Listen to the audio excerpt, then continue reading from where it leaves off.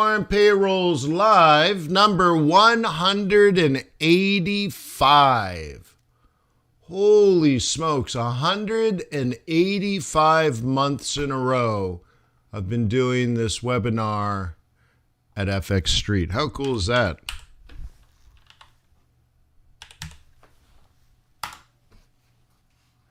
Oh, thanks. Nice. 15, almost 15 and a half years. Huh? That's pretty amazing. So anyways, let me remind you that trading and investing is risky. Trading and investing is not appropriate for everyone. Your past performance, good or bad, is not necessarily indicative of future results. Please stay small, stay humble, focus on the long term, never risk money you cannot afford to lose. So my name is Wayne McDonell. I'm a currency trader, chief FX market strategist for a little boutique foreign exchange trading firm called Trader's Way. You can get more information at tradersway.com. I have close to 20 years of trading Forex experience. Before that, I was a venture capitalist. Before that, I was a high-tech entrepreneur. And before that, I ran a nonprofit organization of about 3,000 people with 27 offices around the United States. I was elected to the board of directors along with George Soros, the vice president of Arthur Andersen, vice president of General Electric, former president of AT&T, and a representative of the United Nations. And yes, that first one was that George Soros. Yeah, pretty cool. So that's it. That's me in a nutshell. I have a bachelor's degree in macroeconomics from Harvard, a master's degree in financial management from Harvard, studied at Harvard Business School, MIT, and Oxford University. Just completed a course on algorithmic trading. Yeah, cool. So anyways, so I've done a few things, been around. I have real world experience, formal education, and a passion. So anyways, some of you I've known for close to 20 years. I see a lot of familiar names.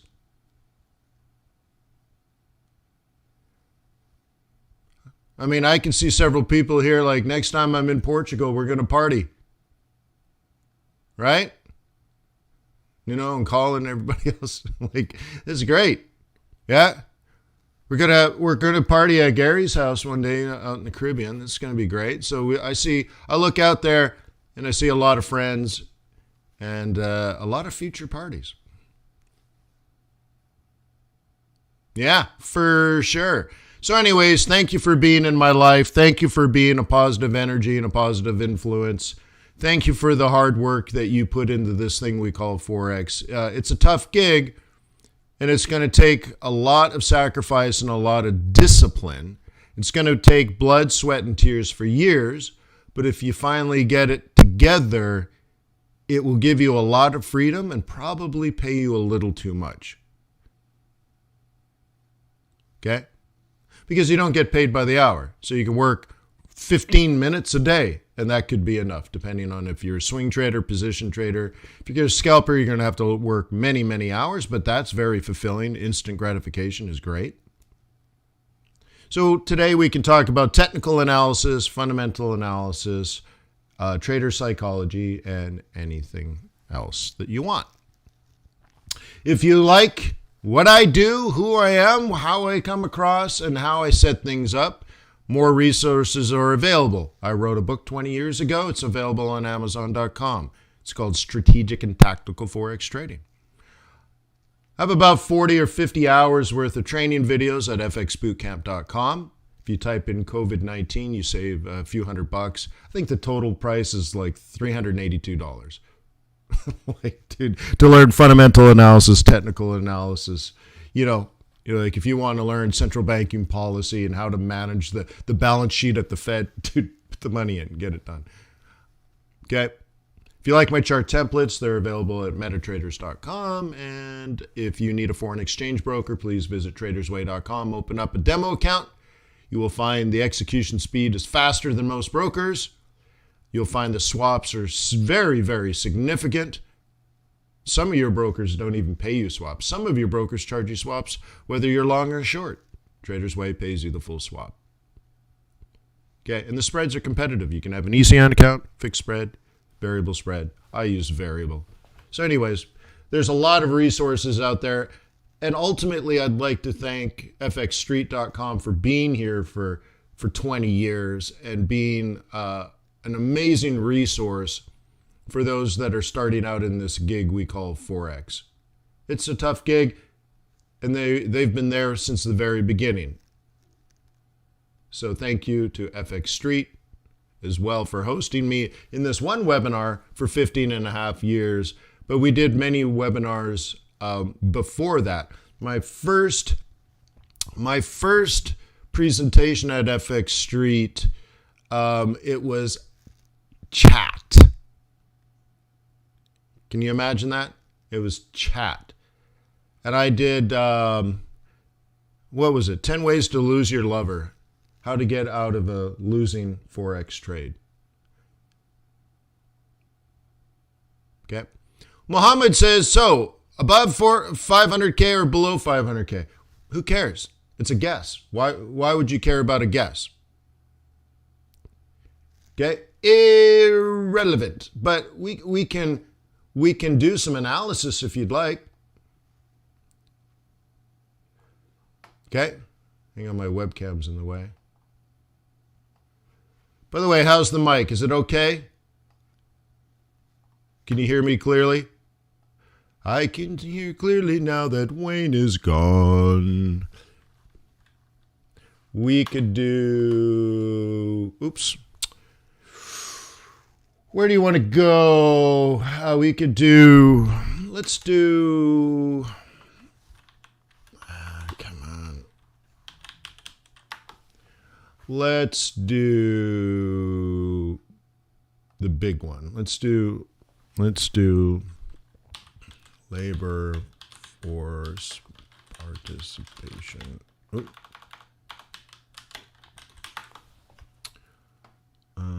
Okay, so this is what we're talking about right now, or this is what the Fed is talking about right now. It's not the headline jobs. So Mohammed says, hey, what is it, 500K, more or less? Look, it doesn't matter. That's not what the Fed's interested in. Okay?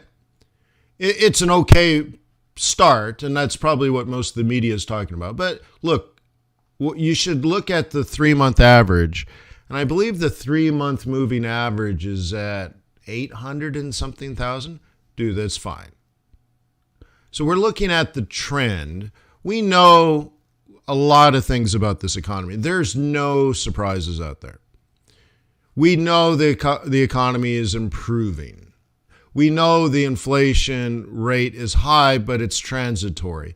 We know the Fed can't do anything about it. So those that are saying the Fed is hawkish, look, I did in one of my daily webinars recently for Trader's Way clients, I did a big presentation on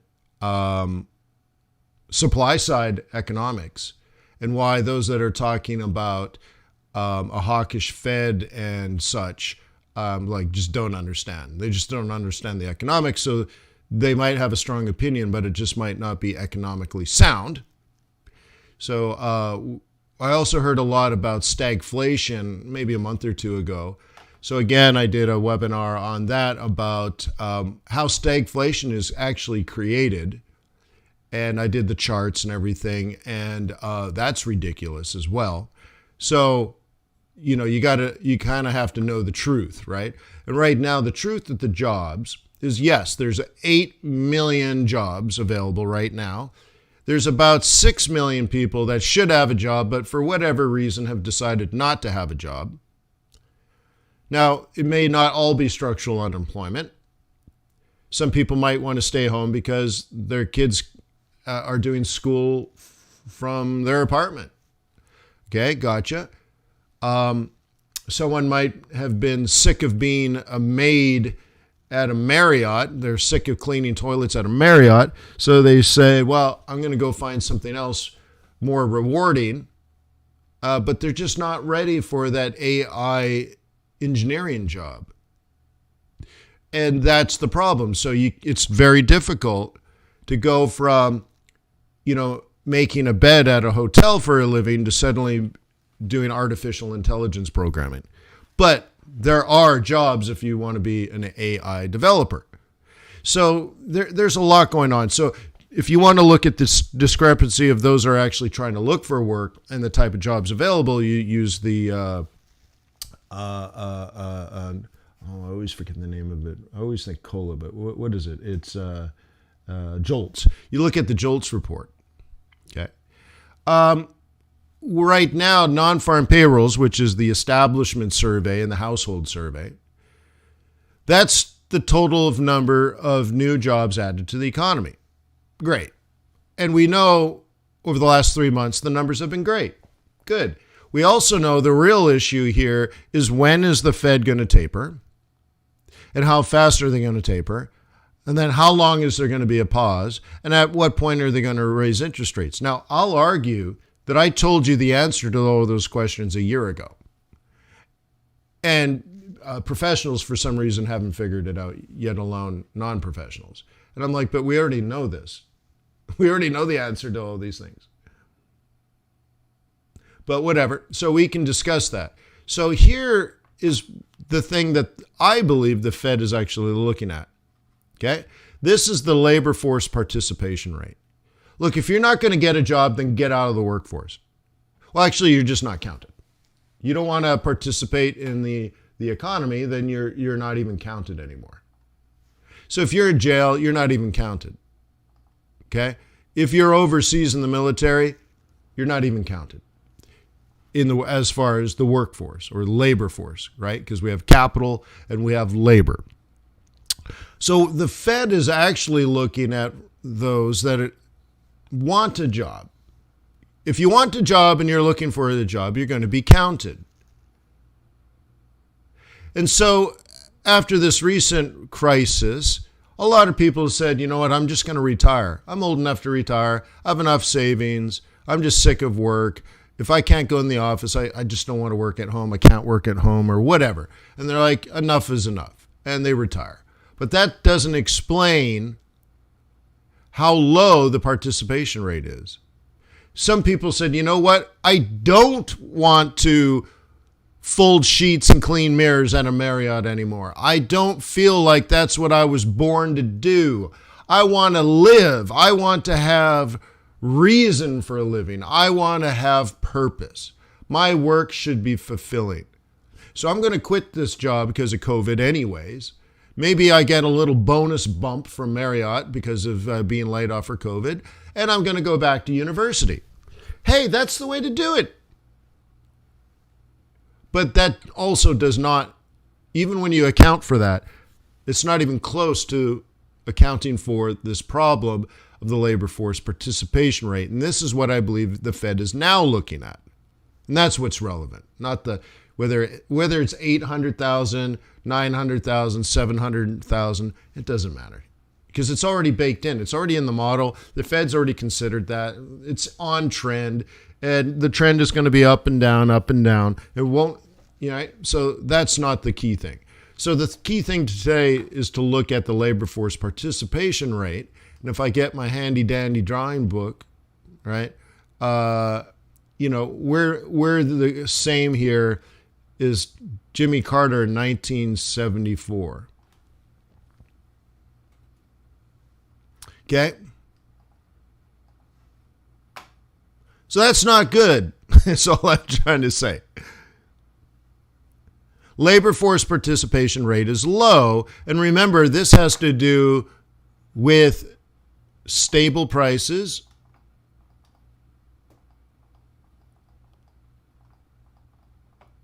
and full employment, right? This is the two things that are really concerning for the Fed. And they're like, well, this is one of our two mandates, and labor force participation rate is low.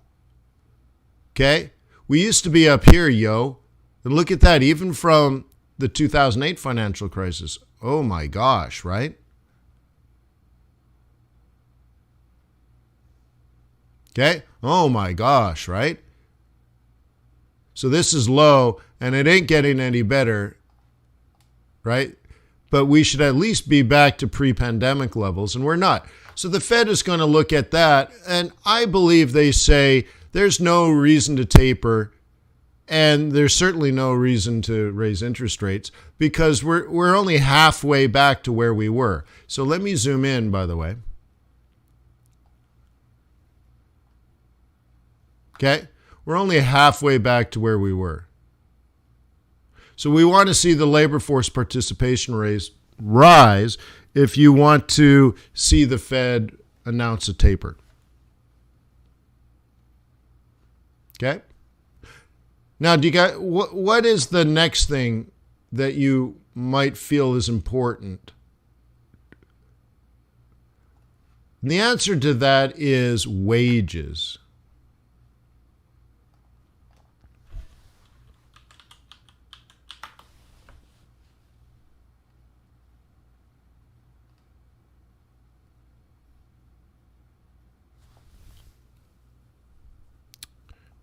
There's so many different ways of looking at this. I don't think that's going to be right. Well, let's zoom in a little bit. Well, we are looking for wage growth, right? Let's find another one.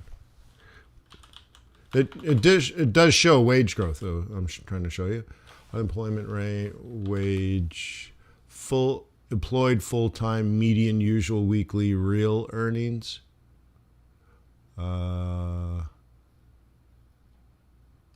Okay, we can look at that. That won't show underemployed. Okay, this is probably something closer to what I expect. Okay. Now, why would I care about wages? Well, there's this thing called a household wealth effect.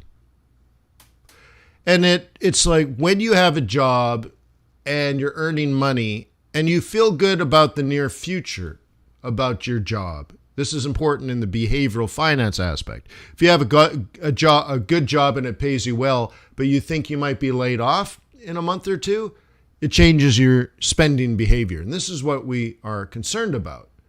And the Fed is looking at this as well because this has to do with the other mandate of stable prices. Well, if workers have a good job and they're earning decent money and they expect to into the near future, they're more likely to spend and consume. Okay? And this is important because as you know, GDP is equal to consumption, which is consumer spending. Okay? Investment, which is business spending. G, which is government spending. Plus net exports, which is spending by foreigners. And we're concerned about this, aren't we? Because C is 70% of the U.S. economy.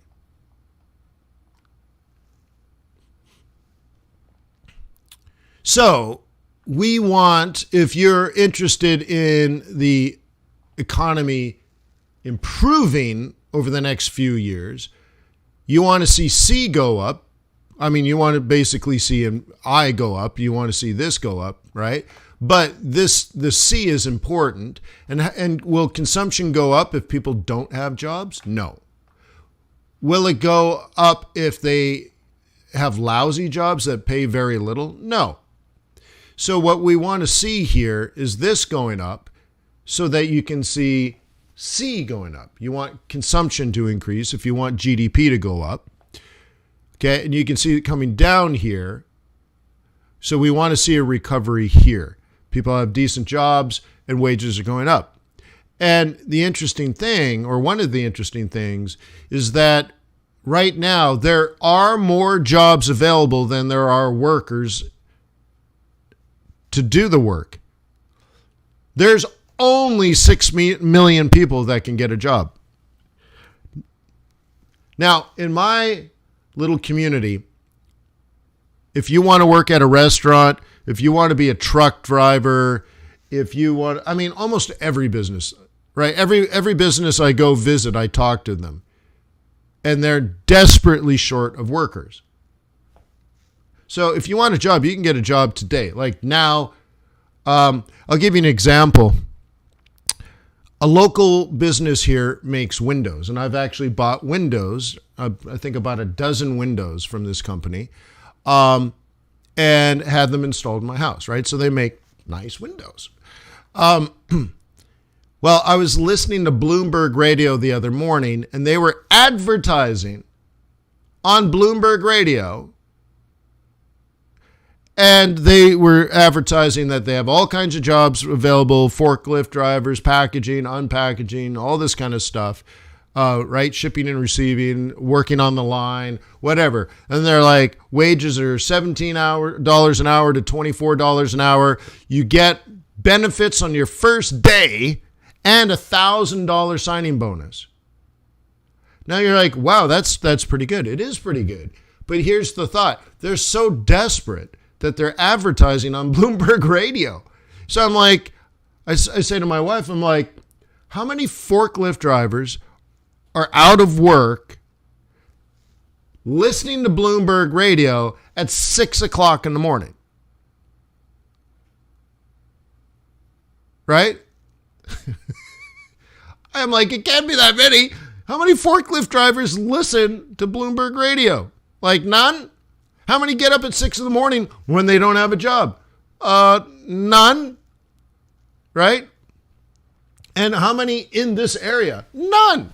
But the company is willing to spend money because they're desperate. Okay? Now, in the last, was it just in the last month or last couple months? Anyways, I've been to Florida, driven all through Florida, Alabama, Georgia, visiting towns along the way and fast food joints along the way. I've recently been in New York City. I've recently been in Chicago. I've been recently in northern Wisconsin, out in the Lake area, so I can visit hotels and restaurants and bars and all that kind of stuff, all over the place, coffee shops. Let me tell you, in America, every single place is hiring, and there are no people. So I've seen the 6, 7, 8, 9 million jobs available, and it's quite stunning that no one wants to drive a forklift.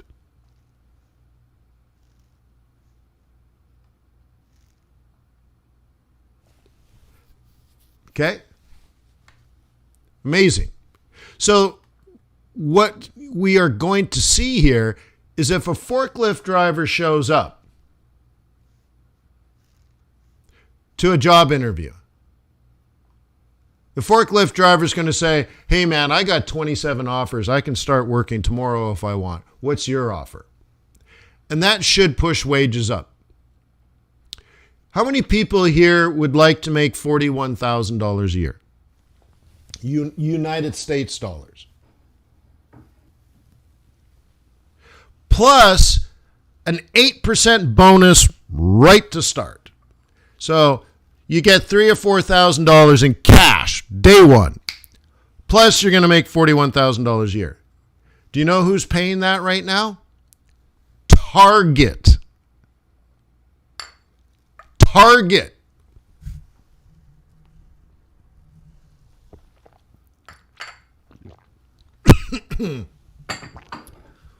$40,000 a year plus a $3,000 signing bonus. If you go to a job interview at McDonald's, they will pay you $50. If you work at McDonald's, right, they hire you, and now you work at McDonald's for 90 days, they give you an iPhone. Okay. So anyways, if a worker shows up, the worker can demand a lot right now. And if they can get paid and get a $3,000 bonus to work at Target, oh my God, to work at Target, a $3,000 bonus. Have you seen the guys that work in the camera department? They don't sell cameras. Right? Every 4 days, somebody buys a cheap Chinese television out of the Target. Like, has anyone actually bought a book at Target? Have you been? They sell books. Like, there's a little bookstore in the back. I'm like, who the hell buys books here? It's amazing. Like, nothing sells. Anyways, so I don't know what people do at Target, but anyways, right? $3,000. Boom. That's pretty good. Signing bonus, right? $40,000 a month, I can live pretty good on, Moreno. So anyways, all right. So what I'm getting down to is there's a lot of potential for, let me do it this way, I guess. Let me get my handy dandy drawing tool. There's a lot of potential for this line to like tick up, and that would be an indicator that C could go up. And these are the things that we want to look at. Simon says they need to make a robo forklifter, and they will. That's what Japan did. Yeah, no, it was per year. I can't live on $40,000 a year, though. But yeah, it is. Yeah. but look, dude, somebody can, right? I'm sure that's pretty decent money. I don't know. That sounds like a lot of money to me. Okay? Because I don't think the qualifications are very high. Qualification number 1, are you willing and able and ready to wear a red golf shirt? Yes. You're hired!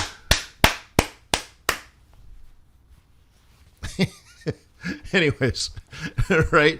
Like, amazing, right? Just amazing. So anyways, so those are the two things, guys. As far as non-farm payrolls, we want to kind of see labor force participation rate go up and I suppose some sign of wages going up, because then C can go up. And if C goes up, demand goes up. And if demand goes up, then prices go up.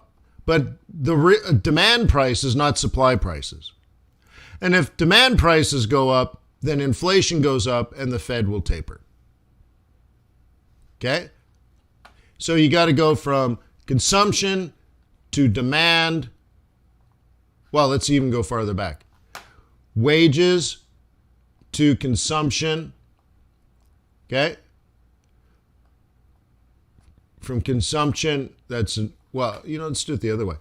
Wages will increase demand, which increases consumption, which will increase inflation, which will get the Fed to taper.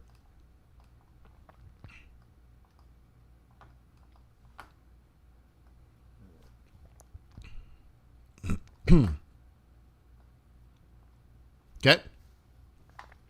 You need this. See, the Fed is the one doing quantitative easing, so the Fed is the one that manages a taper. But if you just get rid of this and just say this will dictate the Fed policy, I want to make it clear that there's a relationship between the Fed and demand. The Fed influences demand. If there's too much demand, which we see in inflation, they raise interest rates and they lower demand. If there's not enough demand, the Fed will lower interest rates or even buy bonds, driving down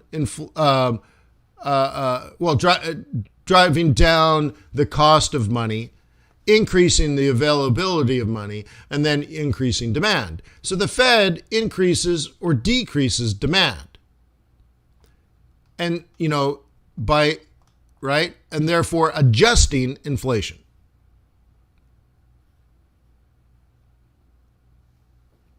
Okay? We have inflation now, don't we? But it's not a demand issue. There's tons of demand.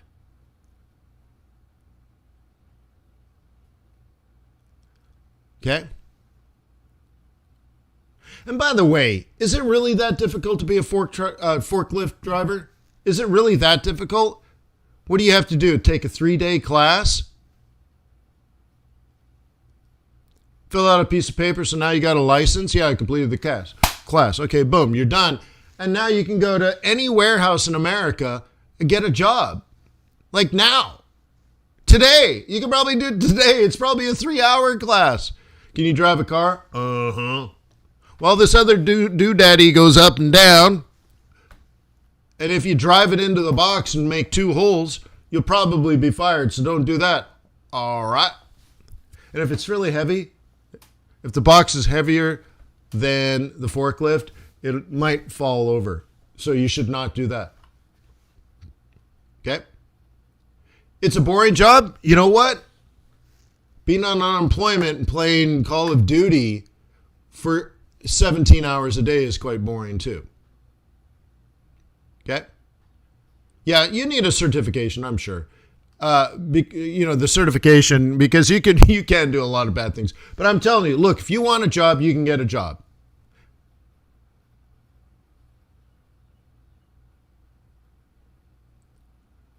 Yeah, no, I know, Reb. But you can do it. What I'm saying, Reb, it's like, look, some people face an issue, right? So let's say you were doing maintenance at a Marriott hotel. Okay, you're the janitor, or not janitor. You're whatever. And you're like, I don't want to do this anymore. I'd like to work in warehouses, maybe an Amazon.com situation or a Walmart situation. Walmart, by the way, right now is hiring 20,000 warehouse workers. But there are none. Dude, like, I'm telling you, this is serious. Walmart, one company, right now has 20,000 job openings, not in their stupid retail store, in the warehouse. Distribution, supply chain management. Okay, great. So you're like, you know what, I'm sick of my old job. I think the future is in warehouse and distribution and supply chain management. You know, I'm not really an engineer and I'm not really a manager, but, you know, hey, man, I can be a forklift driver. I can do something like that.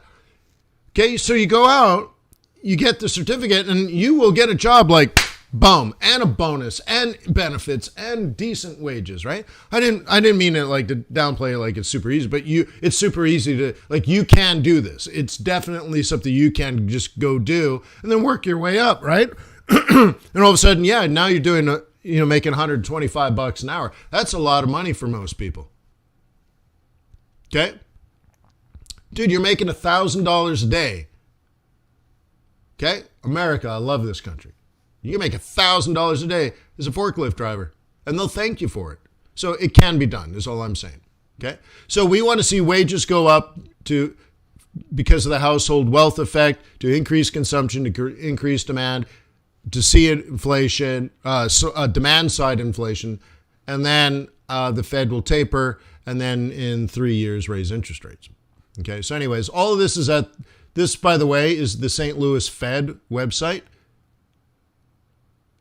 Okay, this is the Federal Reserve Economic Database, or economic data. And you can get all this, you can do whatever you want. Okay, so we can do non-farm payrolls.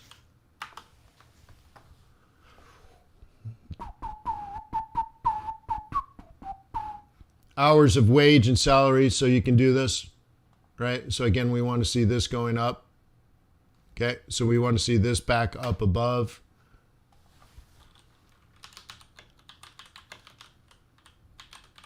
Okay, so you just pull up all this amazing, right?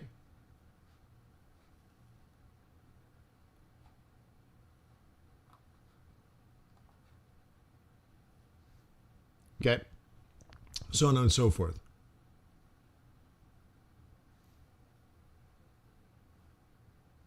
That's not the right number, is it?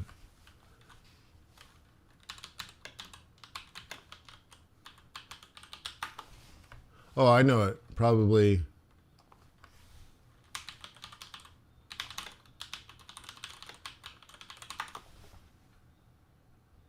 No, it would be non-farm payrolls. So anyways, there's all kinds of wonderful things you can search here. See, this private one doesn't sound right, but I guess maybe it's right.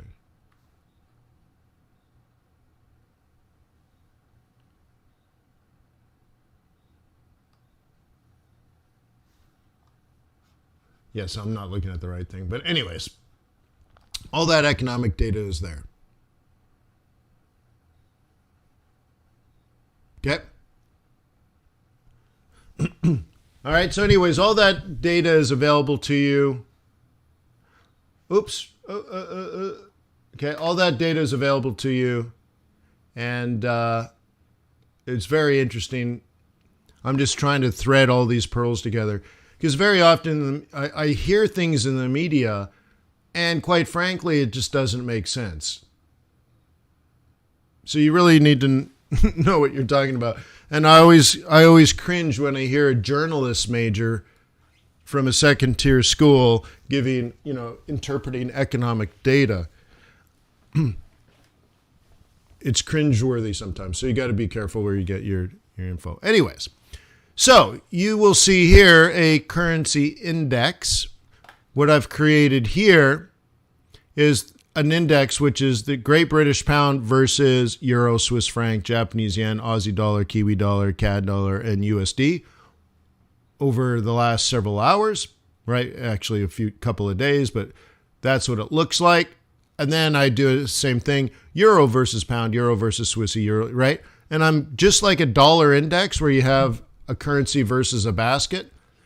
I've created 8 baskets, including this dollar index. Now, this dollar index may be different than the ones publicized because I'm just doing it from MT4. Okay. Again, like this is one of the tools that's available at metatraders.com. I believe it's in the complete toolkit.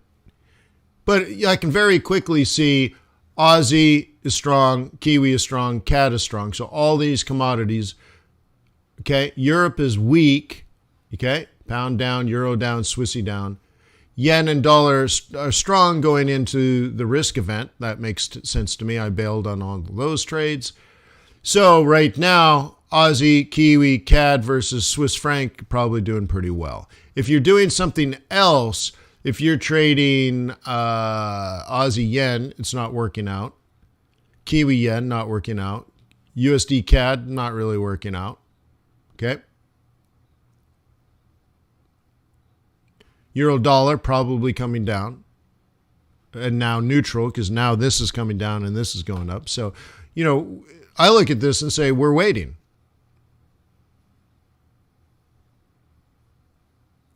Okay. How do you trade non-farm payrolls? Well, I wrote a multi-page article that explains how to create a model for non-farm payrolls. So when you hear in the media where they expect 782,000 jobs, well, I actually teach you how to do that, how to create your own model so you don't have to listen to the media. I also gave 2 different trade recommendations, and then I gave some tips. And I wrote that article 4, 5, 6, 7 years ago and is published at FXStreet.com. So, start there, Zaid. Okay. So today we'll cover these currencies. I'll also do commodities. I'll cover oil, gold, Bitcoin. Okay, sounds good, right? These are all plans in play right now. You can see we're still on plan A. Okay. So I hope you don't mind the fundamental discussion to open up today's 3-hour webinar.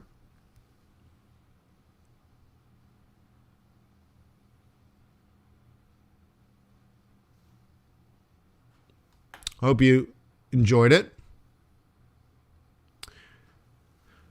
One thing that's kind of interesting, were you guys trading at 11 o'clock last night? I think it was 10:53 p.m. New York time.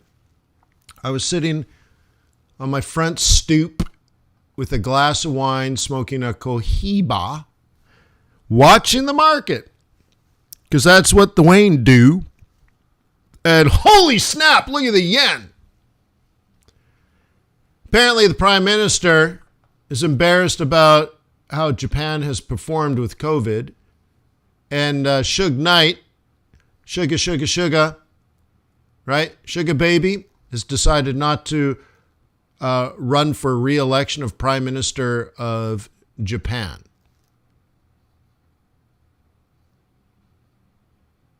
Okay? And yeah. So I was in a pound yen trade, and it was kind of interesting because I was watching at that time 5-minute candles, and I'll just pretend these are candles.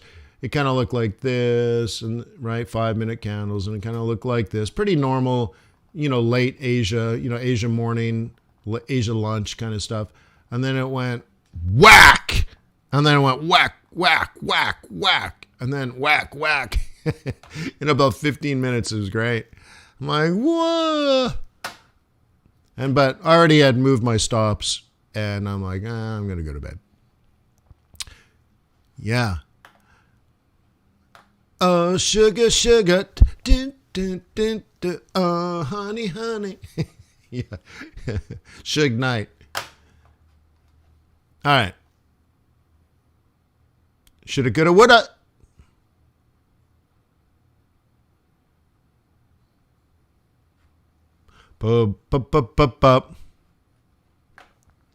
Yeah, that big one, probably related to central banks unloading. Remember, the rally earlier this year in gold had specifically to do with central banks. But I've discussed that up the yin yang a bajillion times, but let's... Okay. So that's just a central bank unloading.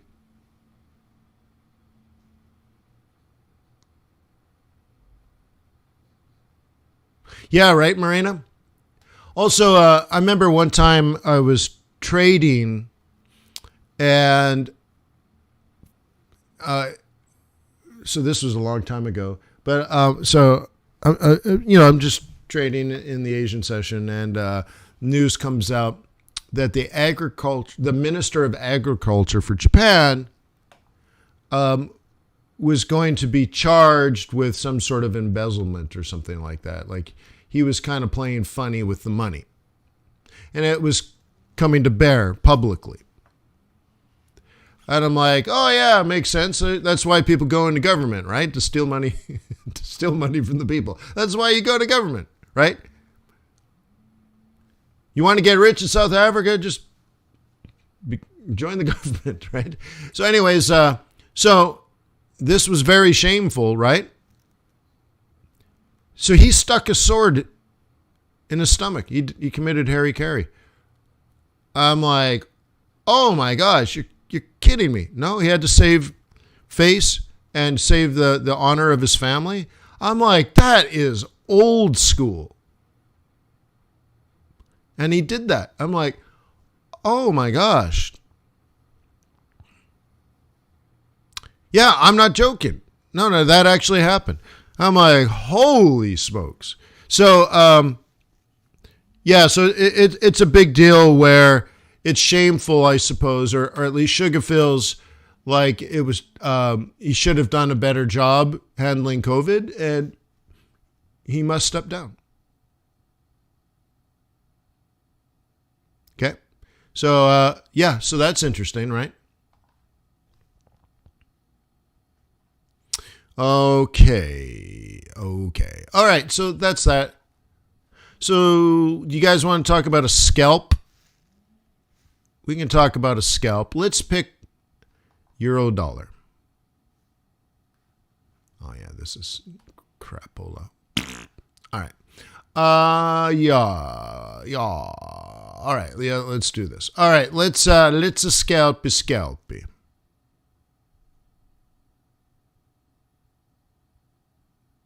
Okay. All right. So the news will be released, and a number will be said, and the market's going to move. Okay. Now, what I've explained is the bigger data that matters most.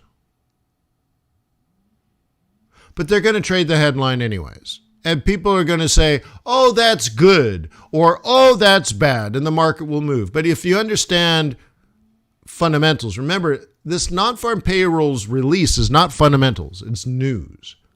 Just trading news does not make you a fundamental trader.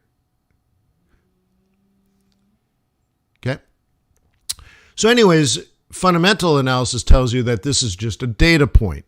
And what we already know what the Fed is thinking about. We already know the Fed's concerns. We already know what the Fed is thinking. Okay? So this is a small drop in the bucket. But it's relevant. It's a drop in the bucket. Okay? But it's not as simple or catalytic as the market may bear. Okay? So what we're looking at here is the number will come out, the market will move. Oh, it's really, really good. Therefore, the Fed has to do something. Or it's really, really bad. Oh my God, now the Fed has to do something, right? No, dude. So nonetheless, the market will move. And a lot of traders are just going to do what they want to do. So like, I'm bullish on euro dollar. Okay? So I could just throw down a bunch of orders right here and say, I'm going to buy that dip. And I'm done. And you'll get a situation like the news will do this. Oops, let me do this in a different color. You can get a situation, not on the 4 hour, but just imagine this, that today it goes, Well, then it'll most likely do this next week. Because there's orders sitting here. This is why, like, when you get volatility, traders tend to like buy way up here or sell way down here. And then you got this giant spread. So that actually puts you down here. And then it'll head down to support very quickly. And you either take a small win or it comes back and knocks you out because you got in late and you got in at a poor price. Okay. Meanwhile, someone says, look, I'm bullish no matter what the Fed says. So if I can catch this around 1850 to 1830, I want in. And so they'll just place their orders there. And this could come down hard, 40, 50 pips down. And now they're in next week's trade. And that's a swing entry. Or vice versa. It could go up and come back down this way. So what I'm trying to tell you is you go into a smaller time frame. And you should identify levels of support and resistance, which you might feel could be important in the near future. Okay? So I could say, if I was a bull, down in here might be an interesting buy. Where's the next level? Where's your plan B? Maybe down in here?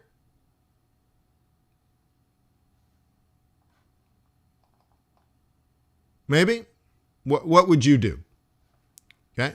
Where would you buy? Where would you sell? And then a bear is going to remember, bears only sell high, bulls only buy low. So a bear is going to say, well, that looks like a pretty good place to sell. Don't you stink?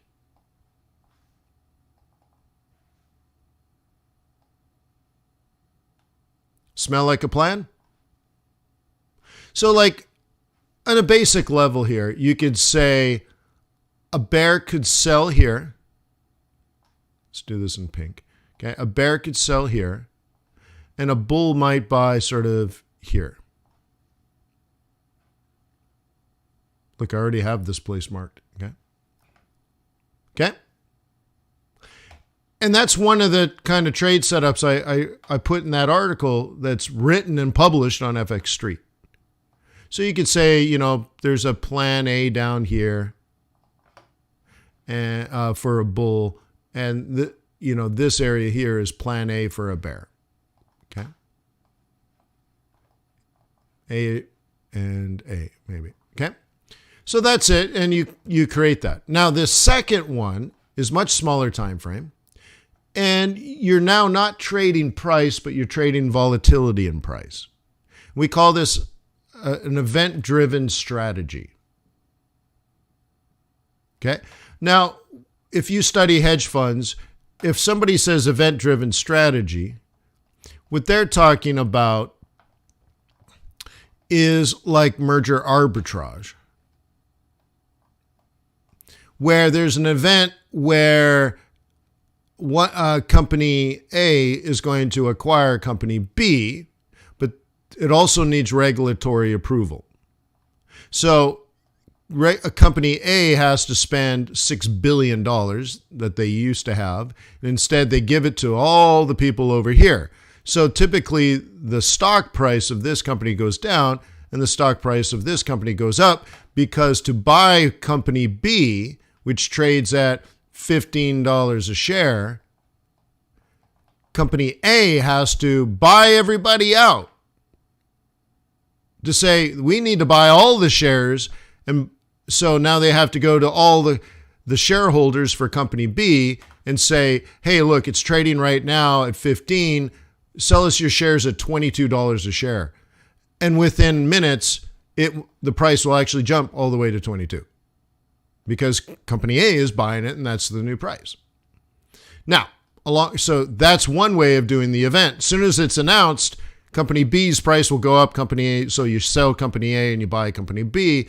But then the next part of the event is, what if the federal government says you can't buy company B because you'll become a monopoly? Oh my God, this comes down, this goes up. And these are events. What I'm talking about is at 8:30, so that's the event. We will get volatility. Is it going to go up or is it going to go down? I don't know. Is the number going to be 800,000 or 300,000? I don't know. Doesn't matter with this event. You just know when it's going to happen. So in this case, if you get a big red candle because of whatever reason, the number is disappointing, okay? That means people can continue to front run the Fed because they're not likely to taper until December, which we already know, by the way. So anyway, so the dollar might get strong. So if you see a big red candle, what you're going to try to do with an a high volatility event-driven strategy is have it come back and then sell the fib retracement or sell the roll reversal. So you'll be selling here. You won't sell the big red candle, but let it come back. There'll be one that happens within 30 seconds, and then there'll be one that happens in 15 minutes. So basically, you're watching a 1 minute chart. You'll see it go down, Then we'll watch it on a 5 minute chart, and then we'll watch it on a 15-minute chart. And everybody, a scalper and a spot trader, and even a swing trader should be able to catch that, or the opposite. So again, we're going to look for a big move that will show us direction. Don't buy it or sell it yet.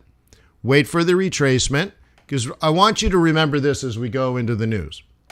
If it moves bullish, do bulls buy high or do bulls buy low? And this is a 1 minute candle, by the way. If it pops green, do bulls buy high or do bulls buy low? I want you to think about the universal truth. So that means you can't buy it until it comes down, and then you can buy like a Fibonacci retracement and try for that. Now, if it don't work out none because it slammed into resistance and collapsed, that's why you use a stop loss. So you're only going to risk a very small amount here. There's your entry. There's your stop. Your stop will just be below here. And you hope it extends out. It's a Fibonacci retracement, okay? It's a retracement to an extension. Now, I want you to realize that these two strategies can work together, or they do work together, not that you would trade them together. But like if this spiked up to here, guess what? That's where all the bears are selling. So, right, you might get on a 1 minute chart 15 minutes of it rising and then 2 hours of it collapsing, or vice versa, because we know there's bulls here, we know there's bulls here, and we know there's bears above. So now you got to take the 1 minute chart and combine it with like an hourly chart, okay? And you get situations like maybe it pops up for a few minutes, comes down for a few minutes, goes up for a few minutes, comes down for a few, hits here, but then what? We know all the bears are there, and it's going to do this and probably come down to here Then what? We know there are bulls here. Oops, third color. Okay. And if there are more bears than bulls because of how bad the news is, we'll end up down here and we will not go lower. Okay? You understand? So now you got to put these two things together. Now, Matrix says 50 pip stop, not on a scalp. That would be silly. If you lost more than 25 pips, you didn't do it right. Okay, that's that. Typically, your stop should be moved to break even within 3 or 4 minutes. It's a scalp, guys. It's a high volatility event driven strategy. 50 pip stop would not be appropriate. Not for a scalp. Now, if you're going to do a swing, yeah, then maybe. Gee whiz. Okay. I hate having only one screen. It's terrible. Okay.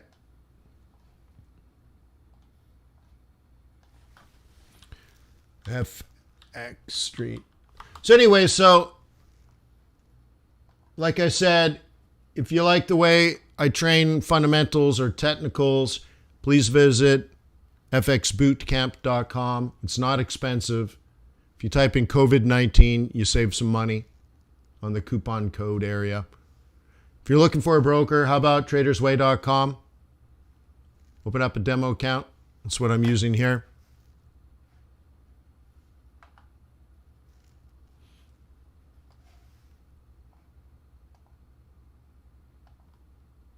And again, thank you to FX Street and our wonderful moderator. Appreciate what you do. Thank you.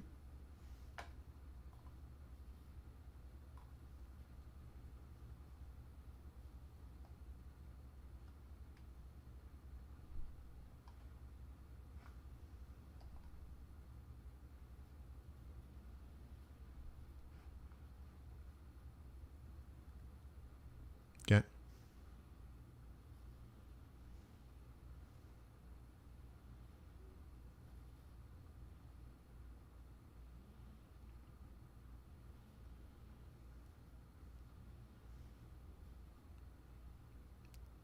Does that say 235?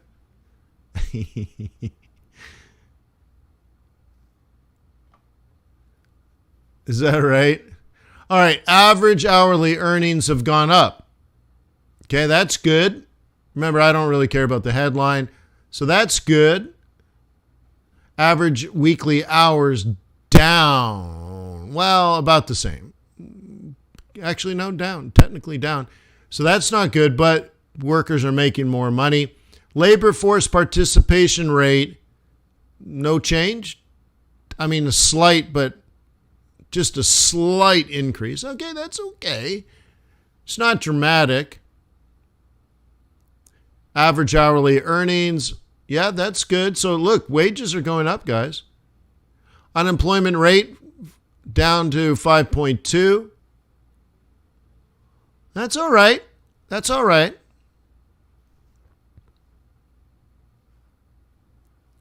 Okay, that's all right. That's all right. It's modest. Now you're like, oh, the headline number is terrible. Okay. Yeah. But everything else seems fine.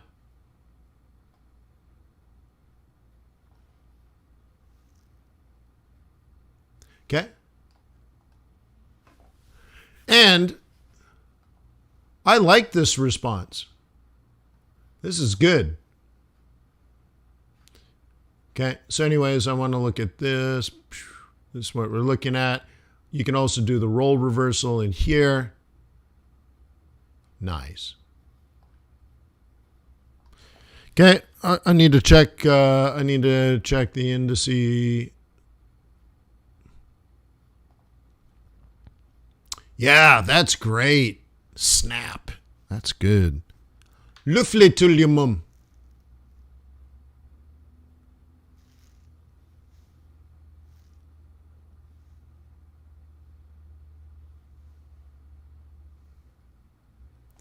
You're beautiful. It's true. All right, so I think I was on this one, wasn't I? Okay. Nice. Nice. Okay.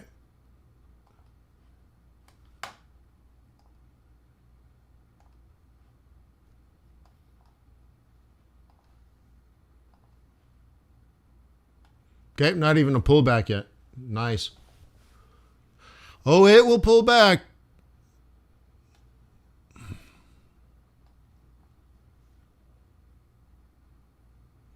Is it good for crypto? Let's take a look. Is crypto price in dollars?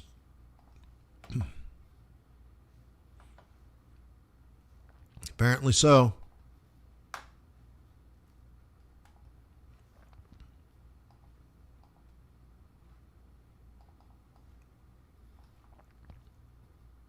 Okay. Yeah, good response. Very nice.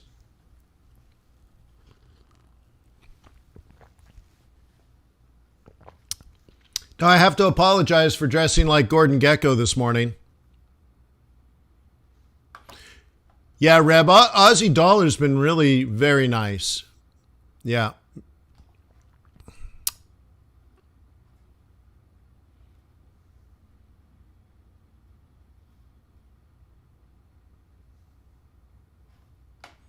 Gold priced in dollars going up. Oh, look, that's our plan A. Okay. This is Tuesday's plan, I believe.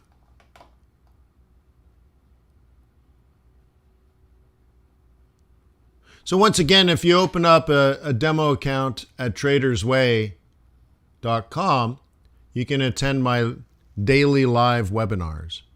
And this is something that we planned on Tuesday. And now you're getting paid. Boom. Look at that. Nice. Got it, right? Cool. Very nice. So that's working out. Le flitulumum. It's working out. Just climbing up. Support, resistance. All right. That's good. That's good. That's good. Okay. So that's working out real nice. Real nice. Okay. Pound dollar. This is me working with clients of tradersway.com. Boom. Boom. Look at all these plans. Boom. Boom. Look, up, up, up, up. And look where we're. Hey, Wayne, that's not clear enough. Hey, Wayne, I don't know what this means. It means like, It means when I drew this and then I drew this, it means maybe you should have bought it here. Cool, right? I know that's facetious, but let's move in a little closer and look at now. That's a swing trade. Now look at the day trading. Okay, buy at support, buy the roll reversal, buy, right? Look at this, buy this support, buy this support. Okay, There's a little zone here, but the NFP messes things up. But this is that idea where somebody said, look, if it comes down a bit, buy it. Okay, that's how a lot of professionals actually trade the news. Or dare I say, that's how bankers trade. Like, what does that mean? Trade like a banker. Cool. Hey, look at that. So let's go back to this. Look at that. Did somebody sell it off my gray line? I like the way you trade. So if you were going to stink about buying, you've just got your 50% retracement. This is the one on the 5-minute chart we talked about a couple of minutes ago. You might have an opportunity. It's dangerous because we know this is where the bears are, but it's your call, man. It's your call, Bubba, because you're going to risk this space. Okay? So you have to say, well, if we're going to go make a higher high, you're going to trade that. And the target here would be 1970, and you're buying it at 1870. So then maybe there's 100 pips here. Not quite, 80, 85, maybe 75 pips, let's say. And so you're risking 30 for 75. Okay. I'd caution you here, just like, obviously we said before the webinar, this is where the bears live. Okay. But whatever, a scalp is a scalp. If you're afraid of taking a 25 pip loss, you're over leveraged.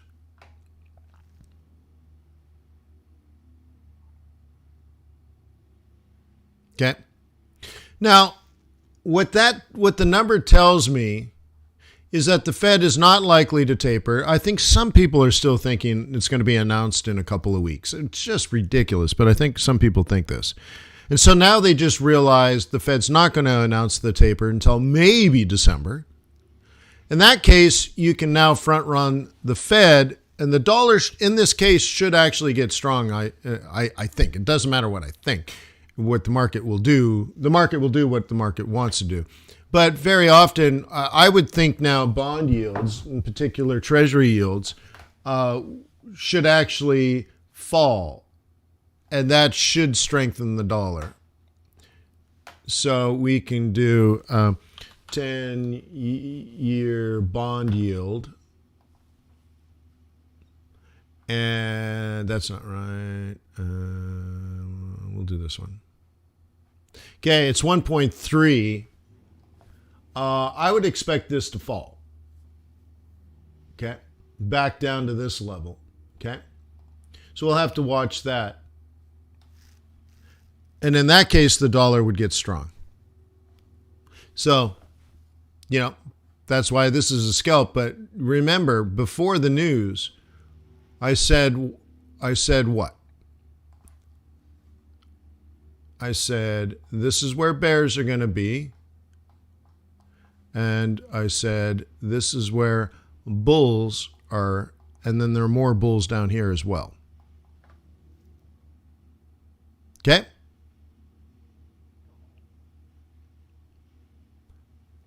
Okay. How long will it be? Well, like I said, bulls are down here.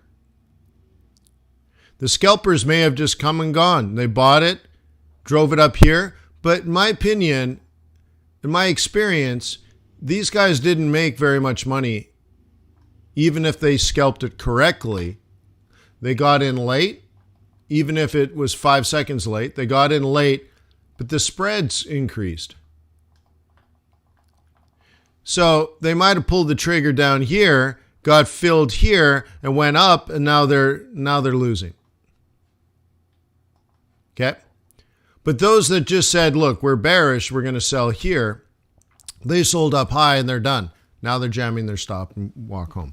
So again, to the person that said, so how long will it fall? It's not, right? It's bulls are here and bulls are here. So there's no buyers until we get down there. Doesn't mean that people are selling. They sold up here. So now we could just fart around, but there might be a chance here and there's definitely a chance there.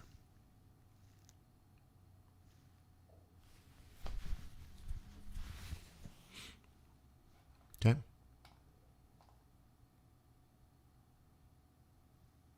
Yeah. Cool. Well, at least it worked out, huh? This scalp didn't work, but the bigger swing did work. And I'm a swing trader, baby. I love it. So that's good. So dollar should... I'm not in the market at the moment. I think I'm going to tiptoe around the tulips and the landmines between now and the Fed meeting. Okay.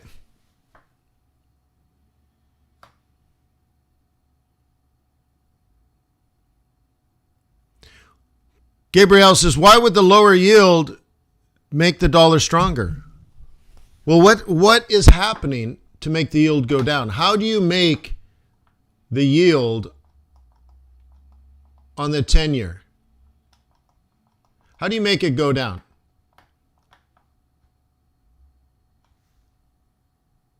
Someone has to buy it.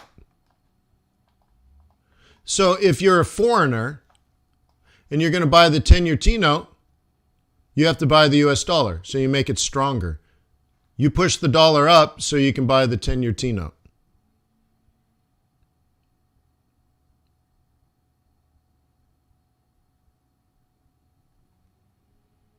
You see? I know it's not what you were taught in school. I know all the textbooks say the opposite. But in my humble opinion, your professor is wrong. your textbook is wrong. My humble opinion. And I'm totally right.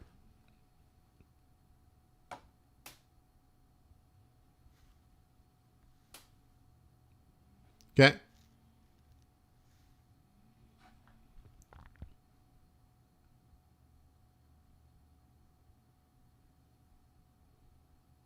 What's my view on NASDAQ? There's lots of tech stocks.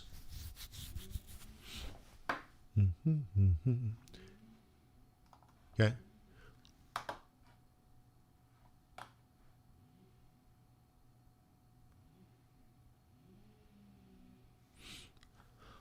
Okay, so let me do some work here. Daddy's got to go to work for a second. Hang on. La la la la la la la. Do I want that one or that one? I think I'll do that one. Okay. Okay. So in the back of my mind, you might find this pretty amazing, but let me tell you this. In the back of my mind, I'm thinking this. It's way too early. There's nothing technical to show this, but I'm thinking this. I don't want this. Don't translate that into something different. In years past, I've seen this happen, and I'm a bull. So it's one of the reasons why I exited up here a few days ago. Okay. So I am worried. But between now and next week, I'll get some more data. But since I'm thinking this way, if it makes a lower low on Monday or Tuesday, I'm really going to back off. If we kind of pop back up, I'm going to keep trying. Okay. But like I bought this here, and I'm out here. And on Aussie dollar and Aussie yen and pound yen and, I don't know, did a lot. So, so now I'm ready. Okay. I'm ready for this. Like if I get attacked by my enemy, I'm ready. I'm ready to retreat, right? I'm ready to run. But ultimately, next time we meet, the next non-farm payrolls, I will be long and strong. Okay? I'm just expecting to be ambushed in the next couple of weeks. So I'm preparing for that ambush. I'm being defensive, not offensive. I was very offensive here. Okay? And now I'm preparing to be quite defensive. So let me ask you guys, okay, this is a question I'd like you to respond. How many people here knew that I was aggressive, ready, willing, and able to catch this move right here?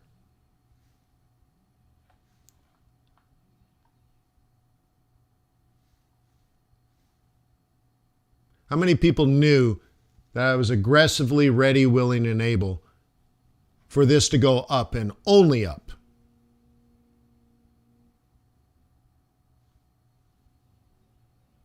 Yeah.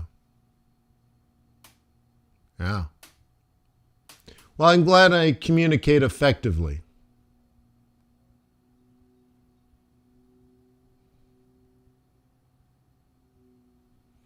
Well, Reb, man, if you made that kind of money, you owe me a cigar and a bottle of wine, bro.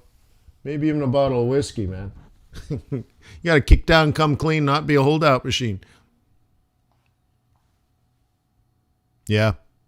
Well, good. I'm glad I communicated effectively. Because in my style of training, I'll do everything except to actually tell you to do it. So all I can do is get you ready, willing, and able to. And you should know how to carry it out. Yes, actually, I like Japanese whiskey a lot, Rep. That'd be wonderful.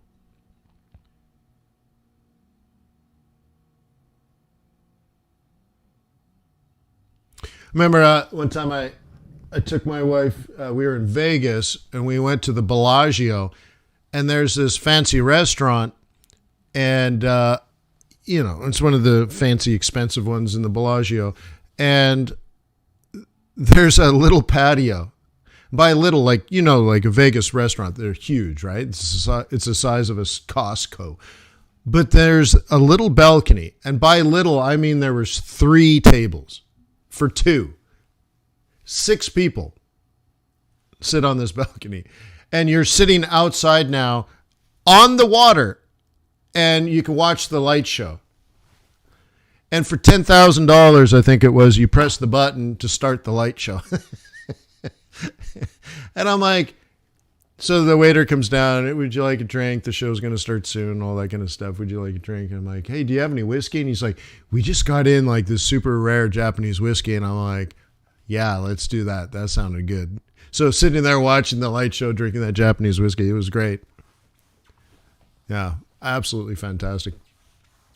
So my first time when I moved into the dorms at Harvard, 4 years ago now, when I moved into the dorms, I'm like, hey, man, when I was in the 90s, when I was in college, I always wanted to be like the guy that could drive around in a Ferrari and live life large. I'm like, but I can do this now, right? So I didn't get a Ferrari, but so I moved into the dorms, and I set up a liquor store in my dorm room. So I got like 3 bottles of wine. I bought some Japanese whiskey, bought some bourbon. I ordered a fridge and ice maker to be, installed in my room. So I was making, round whiskey balls for my whiskey. And then I had a humidor full of cigars. I'm like, this is how I wanted to live in the dorm, man. So anyway, so when you say Japanese whiskey, that's what I'm thinking about. So when I met my cohort, they're like, hey, we should get together and meet each other. I'm like, come over to my dorm, man. I'll set up. I got cigars. I got Japanese whiskey. And they all came over. And we're huddled under a tree because it was lightly raining. So we're all huddled around this tree drinking Japanese whiskey, smoking cigars. So like, man, this is exactly why I wanted to go to college in my 40s, man. So yeah, Japanese whiskey. I love Japanese whiskey. Cool. All right, so let's get back to this. If you're going to try to buy it, this is your price. Don't lose sight of what you're trying to do. Okay, remember, before the news, I had this set up. Bears will sell it here. Okay, the scalp is the retracement, and bulls buy here. This is a bullish swing. This is a bearish swing. I'll put it here, bearish swing. And this is the event-driven strategy. So keep focused on what you're doing. That's not arrogant. I was just explaining how I shared all those with people that became some of my closest friends. That's not arrogant.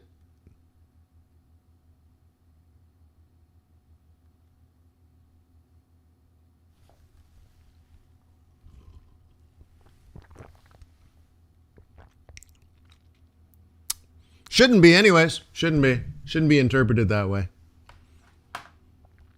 Yeah, gee whiz.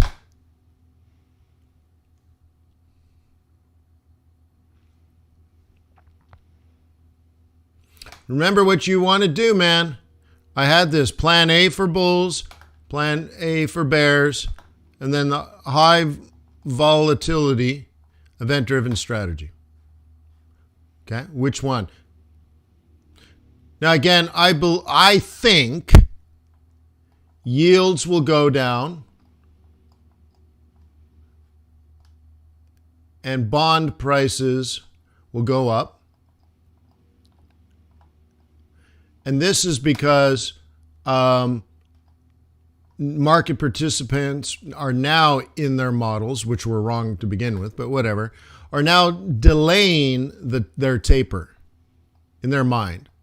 They went from, there's no way, they thought for sure the Fed was going to announce in September. Now they just realize they're not going to announce in September, so they're going to announce in December. So therefore, you can continue to front run the Fed bond purchasing program. This is what they've been doing. So in the back of my mind, I'm like, wow, that could create dollar strength. But also in the back of my mind,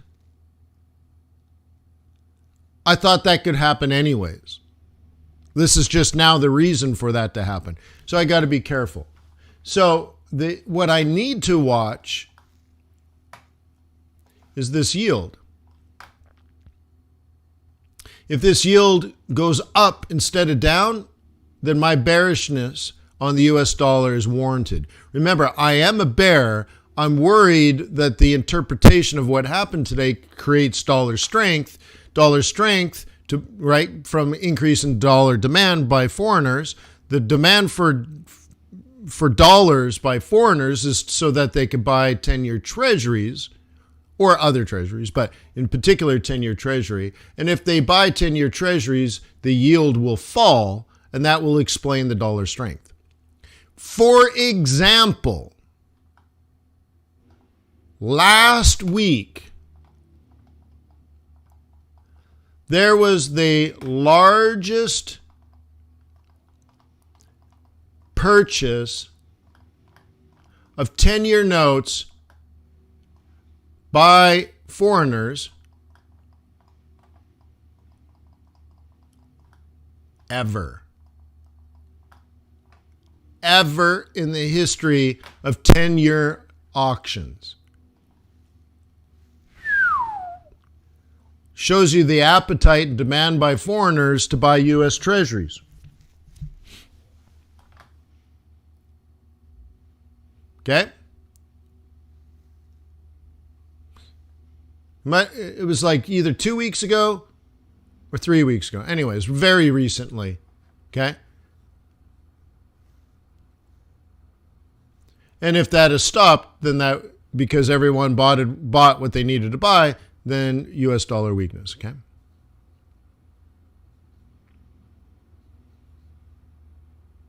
Okay? So what do you think of the event-driven strategy right now?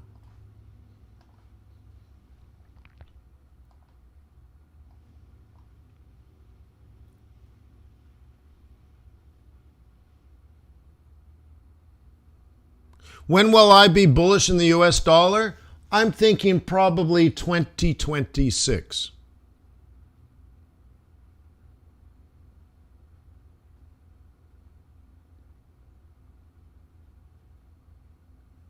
So JJ says, how do you regard a valid, how do I regard a valid break of a previous higher low? By the way, I don't trade breaks like that. So I find that a dangerous question because I feel like you're asking it through the lens of what some other idiot guru has taught. So I'm including myself with idiots, but I do not trade like that. So I always buy dips. If I'm a bull, I always buy low. I will never say, wait for it to come up here, and once you get a valid break, buy it. I just don't do that. I think it's completely, totally wrong.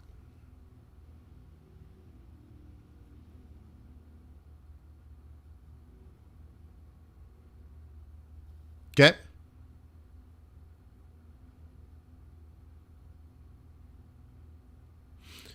So, bulls buy low. That's a universal truth. So I will never buy a breakout. Okay.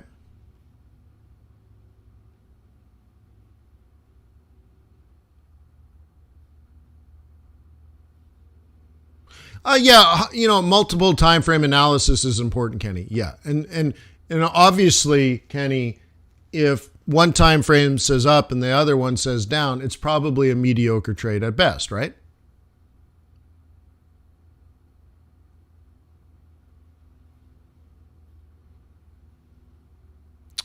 No, tapering is not bullish for the USD. Once again, I believe that there are many people that say that, and I don't believe they actually understand the economics. I don't think they fully get it, but it doesn't matter what I think. My opinion is if they taper, the dollar will weaken. But how long ago did I tell you guys I was going to be a bear on the US dollar for 5 years at least? How long ago did I tell you that? How many months ago? April 2020.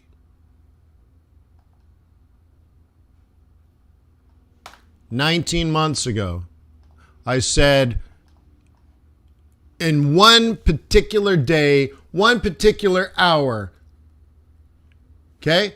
It was on a Fed meeting press conference. And Jay Powell was answering a question.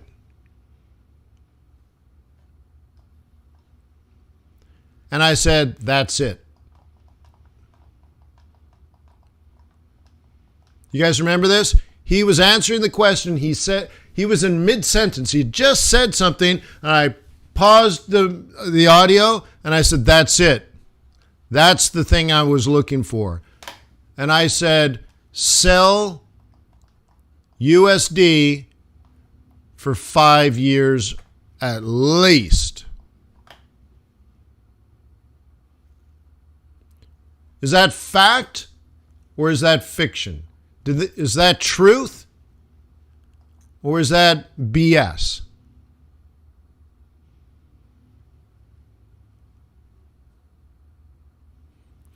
If you believe that to be true, then that's what I call fundamental analysis. News is not fundamental analysis. That news is just news. It's a data set. It's a data point. Oh, look, you watched a data point. Good for you. But if you don't understand how the mechanics of the market works, then you just don't understand.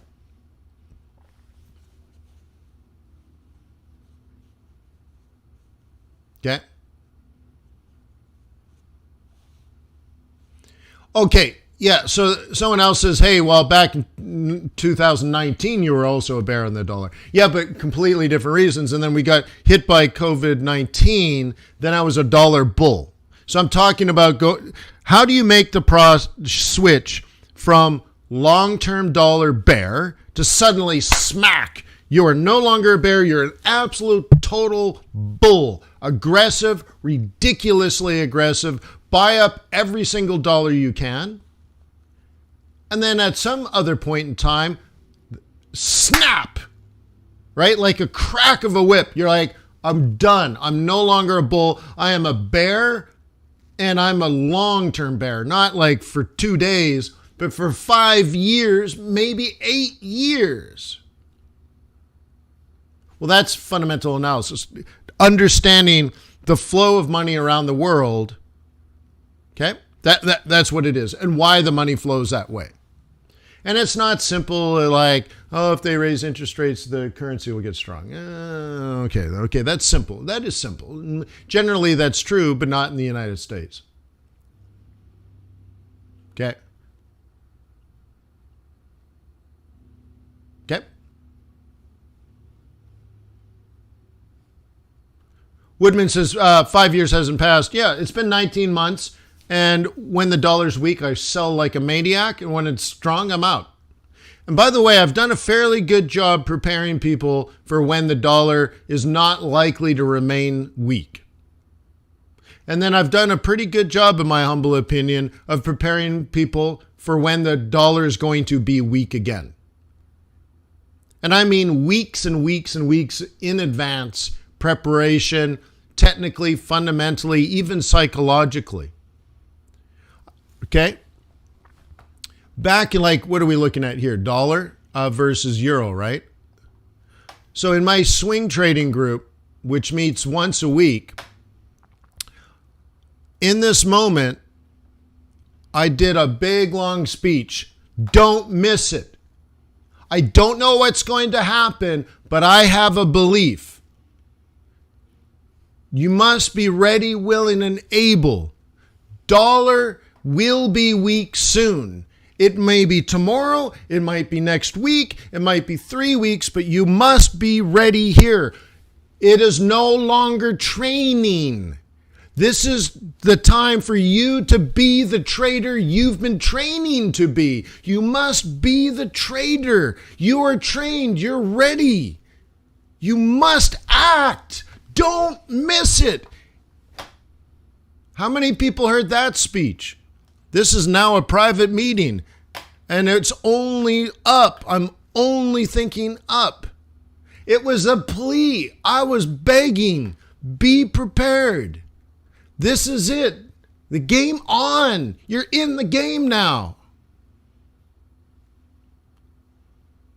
I practically hit people over the head with a 2x4. Yeah, Cisco, right? I flew out to New York City. Cisco and I are smoking cigars and, right? We're drinking old fashions. And I'm like, it's coming. I got to get back to Georgia. It's coming.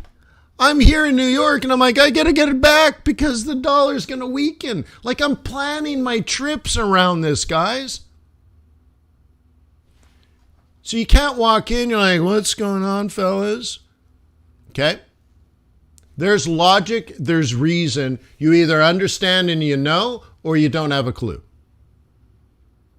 For how long? Okay. I'm going to exit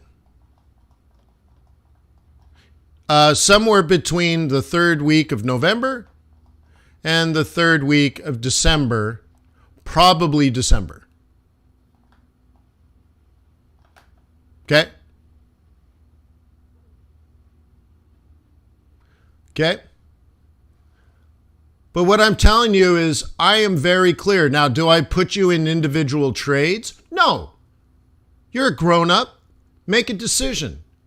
You got 5,000 hours of technical analysis training. Pull the trigger. You got the crystal ball. Be ready. Be willing. Get up. Get up early. Be at your charts Sunday at 6 p.m. So my swing trading group, we're meeting Sunday at 6 p.m. to make trades. Most people are sleeping. Most people are having a barbecue. Most people are swimming in their swimming pools. We're not most people. We're going to set up trades worth 100 to 300 pips each. Okay? That's what we do. But look, if you don't understand how the market works, you're going to be so inconsistent that it'll be demoralizing. Why did you make money in May and lose money in July?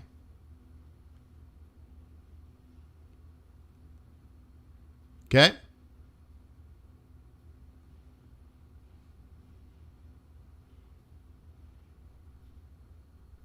Okay? Right? That's the big question. Why did you make money in May and lose money in July? Because you don't understand the difference. And I'm trying to teach you why. Yeah, you actually like this 6 better, huh? I might move it back. I might move it there permanently if you guys really like that.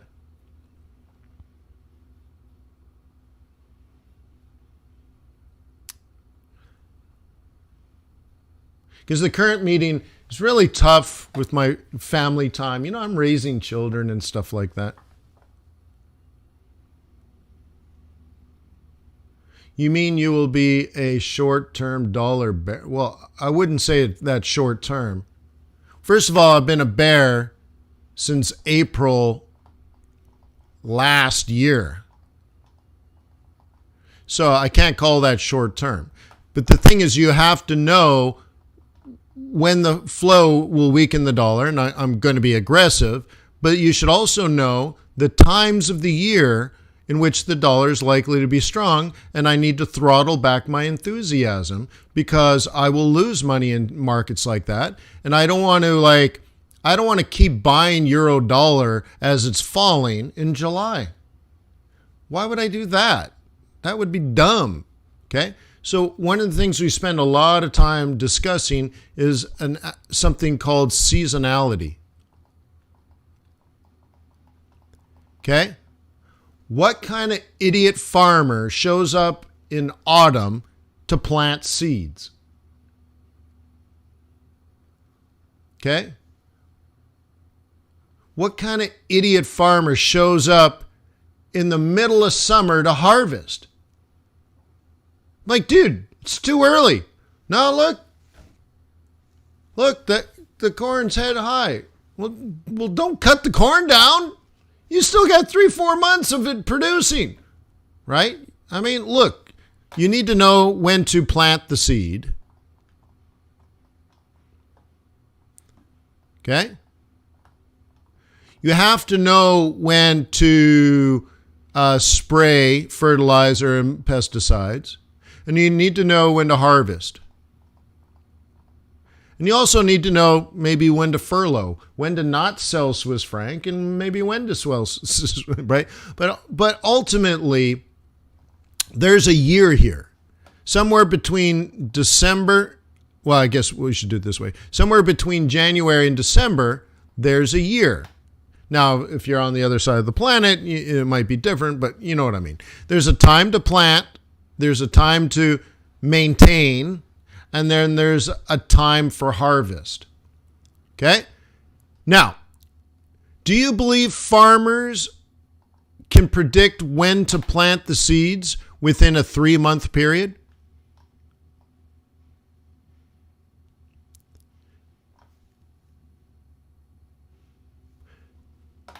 Okay? We'll call this January, February, March. Then there's sort of April, May, June, July, August, September, October, November, December. So let's break the year. Okay? Okay, so in Canada, let's be specific. In Canada, should farmers plant in January? No. Should they plant in February? No. Should they plant in March? No. April, probably not. May, yeah, probably somewhere in this period. June, July, should they spray in July? Yeah, maybe somewhere in this period. Should they harvest in August? No. September? By October? Yeah, probably by October. Maybe late September. And should you harvest in December? No. So now we can get this down to what? Within what? 2 to 3 weeks accuracy, do you think? So let's say 3-week accuracy. Do you think a farmer can tell you within 3 weeks of accuracy of when they're going to plant next year? And within 3 weeks, accuracy of when they're going to harvest next year? If not 3 weeks, 5 weeks? Let's do it that. Do you think a farmer knows within 5 weeks of accuracy of when they're going to plant and harvest? Yeah. So you should be able to understand that. Do you know which day? No. No, you don't know which day. But you know within 5 weeks. I bet you I'm closer. It's probably 3 weeks. Which means a farmer before this period gets out the machinery and repairs any repairs that need to be made. They need to get the equipment they need, whether they have to rent it or not. They have to order the seeds in advance because they know it's coming. And now when they get to this period, they're ready, willing, and able. But they don't know what day they're going to go in. They don't know what day they're going to harvest the grapes, but they know when the grapes are likely to be ready for harvest. And now you got to walk the field. You got to check the market conditions. I can't tell you what day to sell the dollar, but I can tell you what month not to sell the dollar. Okay? And then it's up to us doing technical analysis now to say, okay, we are ready to sell the dollar in here in this 3-week period. When does technical analysis confirm dollar weakness? And when you see it, you fire for effect, you are bold. You understand that? But many amateur traders, and this is why I present at FX Street, right? They don't understand this concept at all. They're like, wait, what? So you were selling dollar in March? Yeah, sold dollar in March. And you sold dollar in April? Yeah, sold it in April. Did you sell dollar in May? Yeah, sold dollar. Okay. When were we ready to stop selling dollar? Does anybody remember? It was June. June what? What day did I say, hold your horses? June 17th. What was the next window? In that window, June 17th until what? July what? Remember, wink, wink, nudge, nudge, greatest day of the year. I tried lots of anchoring here. What day is that? Yeah, look at you guys, Canada Day. July 1st. So within the accuracy of sell the dollar here, sell the dollar here, sell the dollar here, sell the dollar for the first 2 weeks in June, and then in this period between the 17th of June and July 1st, stop.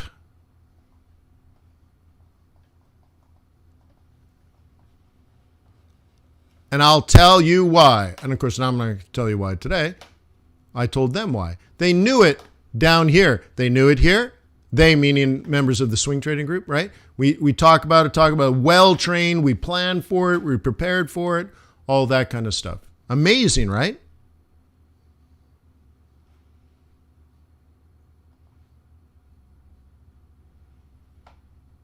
What happened the Friday? No, I guess it was, so the Fed meeting was on a Wednesday. I traded till Friday. And then what happened on my live stream on Monday?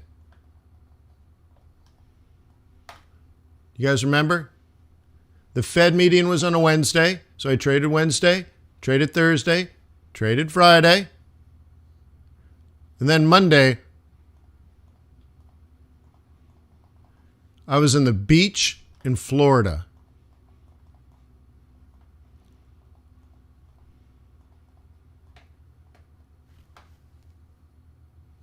Boom! Drop the mic. I planned for it months in advance. And by the way, it was great. No, Zaref. In other words, you need to understand how the market works. Don't stop memorizing rules, and you need to learn macroeconomics. You need to learn fundamental analysis. You need to understand seasonality. I say understand. I underscore understand. Okay? Yeah. I want you to understand. Okay?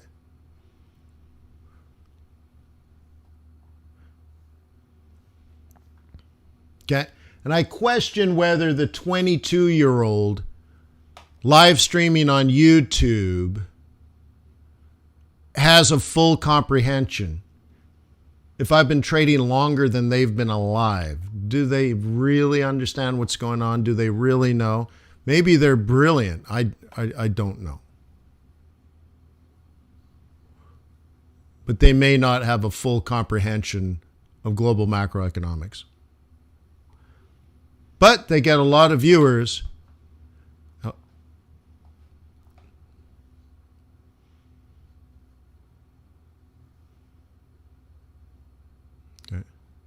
It's funny, I exited here last night, somewhere in here. So all of this noise just didn't happen for me. Now, typically I would buy this, but I'm busy right now. Okay. I have to wait till next year, right?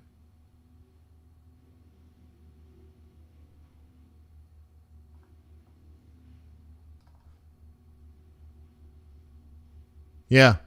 Well, you know, those guys are very popular. The YouTube live streamers. And I'm not sure why. I'm not sure why, actually. It's kind of interesting. I don't do a very good job of marketing. But I like trading.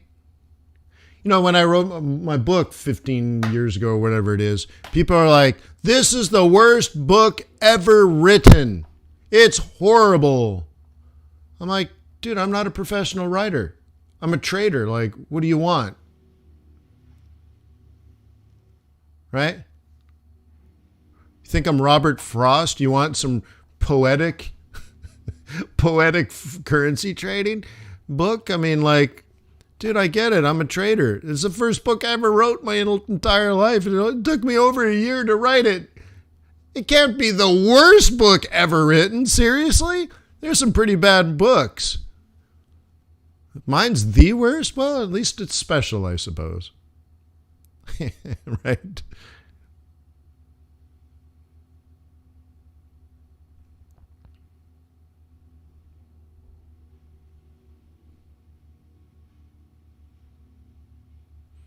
Zaref says, what? What are you saying?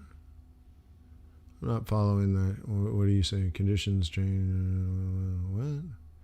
So in other words, you should... Oh, well, no. So look. Okay, so let me go back.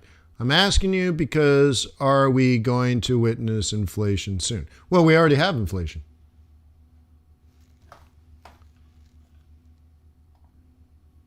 So let's tackle that.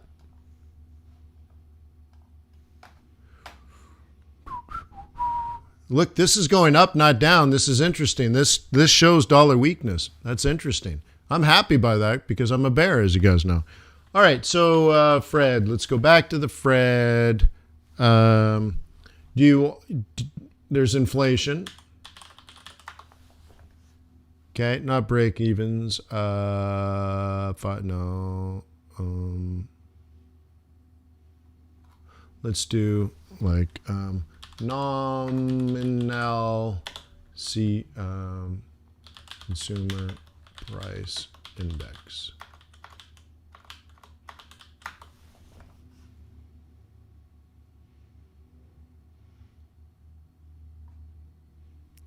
Why would they show me Kenya? So let's just do CPI. I'm overcomplicating it. All urban and total items from the United States. Okay, look. Let's zoom in here. Look, we have inflation. Okay? But let's talk about this.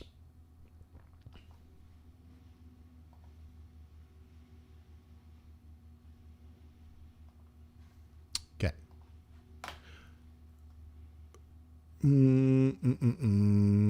All right. So we have... No.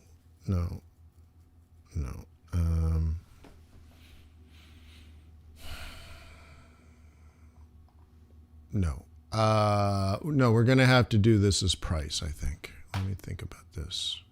So dollars, quantity. Okay. 1, 2, 3, 4, 5 trillion, billion, whatever. 1, 2, 3, 4, 5 million units, whatever. All right. So typically what you have is something that looks like this.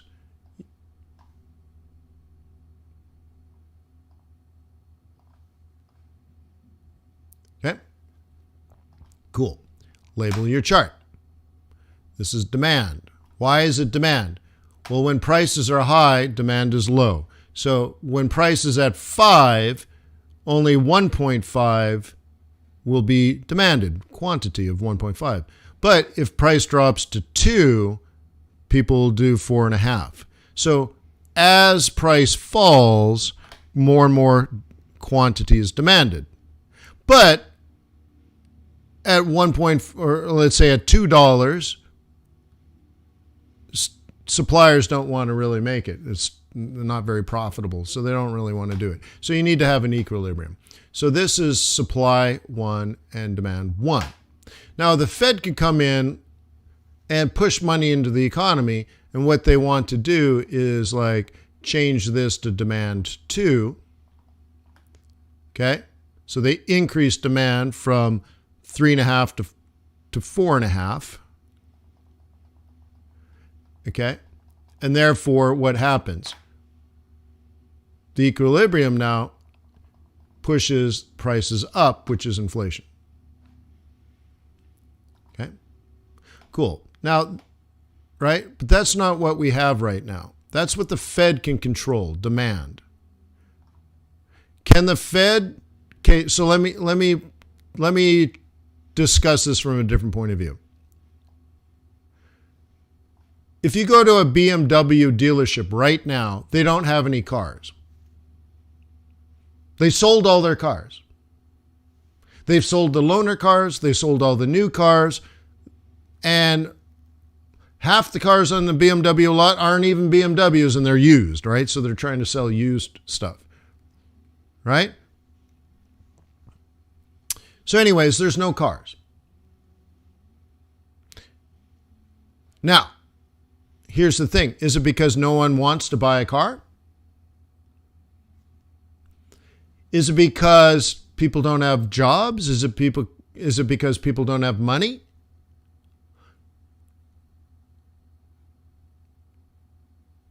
The thing is, it's not demand. There's tons and tons and tons of demand for cars right now. The used car market, prices have gone up 50%. Why? There's no new cars to buy. The only cars you can buy are used cars. So, there is a shortage of supply. Okay? So, this is a normal market, but now there's a shortage of supply. Okay? The market could sell 3.5 right now. They're only selling 2.5. What happened to price? Price also went up. Quantity went down from quantity 1, which is the equilibrium quantity, to quantity 2. There's just no cars. So if the Fed comes out and continues quantitative easing or lowers interest rates to negative, will that impact the number of BMWs sent from Germany to the United States? Will this, right? Well, the question is, well, why isn't BMW making cars? They closed the factory because of COVID. So if the Fed comes in and lowers interest rates to negative like Europe did, will that solve the supply chain problem? No, but you will get inflation. If the government gets out of the way, what will happen is these high prices will make it very profitable for BMW if they can actually get cars to the BMW lot.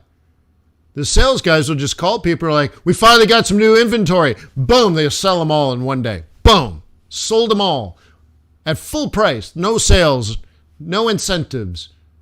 Right? $450 for carpet. For floor mats, $450. Okay? Full price. And they'll sell them and sell them and sell them because demand is higher than supply. Okay? But at some point, all the buyers will get new cars. And supply and demand will find equilibrium. And we'll go back normal and price will now fall back to the equilibrium price. Okay? And we won't be at a shortage and supply will meet demand. Has nothing to do with the Fed. So we call that the fact that it'll self-correct. And by the way, that's the beautiful thing about capitalism, is it'll self-correct. It's when the government gets in the way and ruins it. Okay? So anyways, it'll correct, and we call that transitory. So we have high inflation right now. Lumber prices are up. Copper prices are up. Wheat prices are up. Iron ore prices are up. Shipping costs are up. Okay. I just bought something from China, and it the very next day it was shipped. Your item has shipped. Will take 2 months to get here. Why?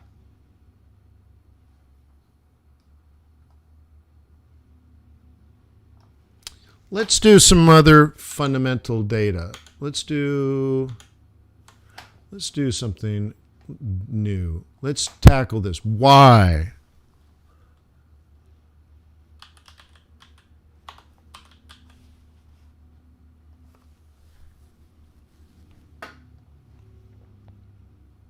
Baltic Dry Index. Currently at 4,000. You're like, is that good? Is that bad? I don't know what this is, Wayne. Let's see if it'll let me zoom out. Okay, let's take a look. It used to be 400. It's now 4,000. That seems to be a big jump. Went from 400 to 4,000. What is this? This is the price. It's an index, but think of it as price of shipping. So there's either an increase in demand or a decrease in supply.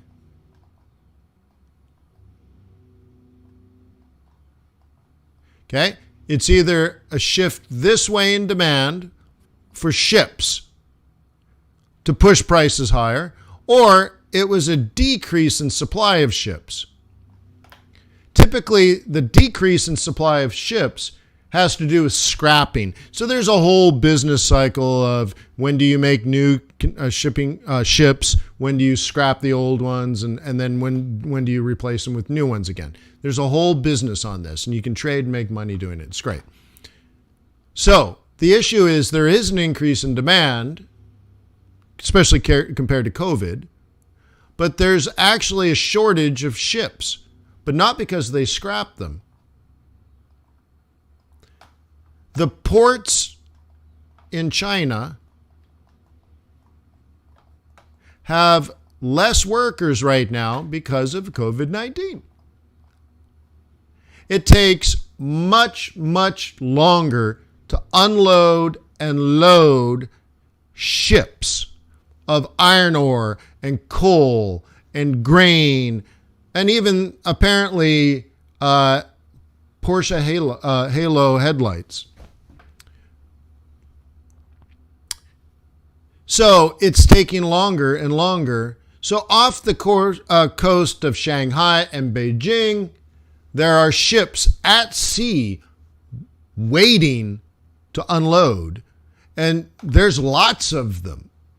So the ports are full of ships, and there is a backlog, dozens and dozens and dozens and dozens of ships moored just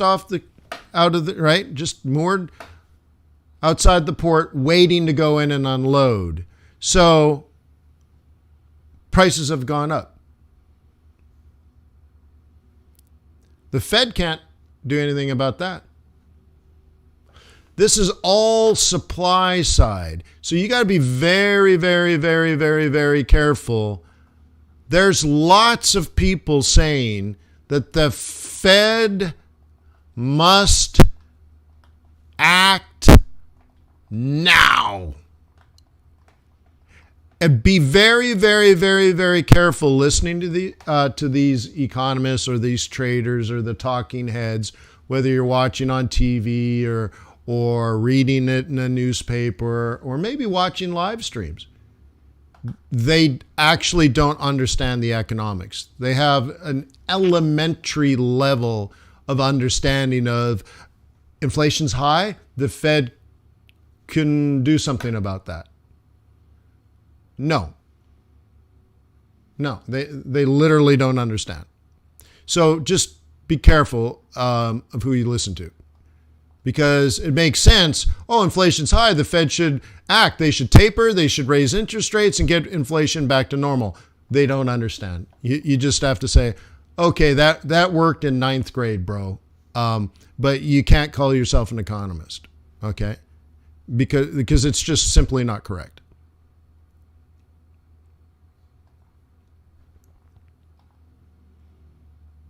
Okay? Cool, right? By the way, here's how to position trade. This is a sell zone for last year, and this was last year's projected low. Little front run here. This year's projected high. This is an exit. This is an exit.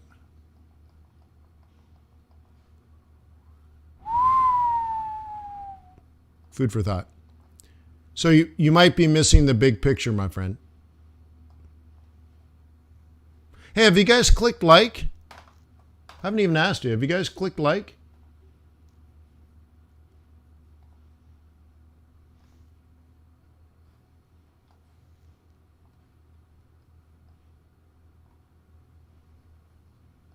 Come on, help FX Street out. Make sure you subscribe to FX Street. Make sure you click the like button. Come on now. Kick down, come clean. Don't be a holdout machine. Don't disappoint your mother. She raised you to be courteous and kind and polite.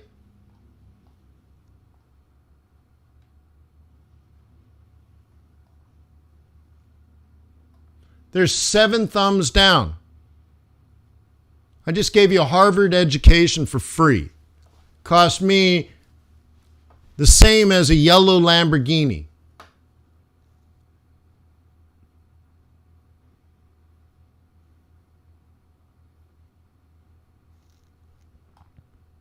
Eight thumbs down. 9 thumbs down.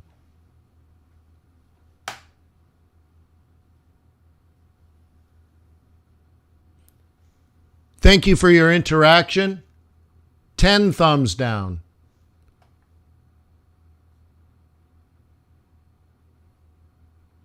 Hey, good morning, Zach. How are you?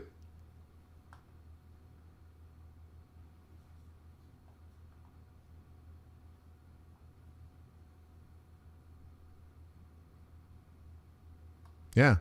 What's going on, Zach?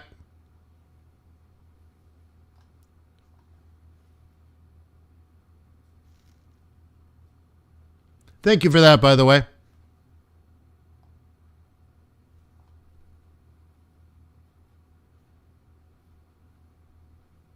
Cool. All right. So, yeah.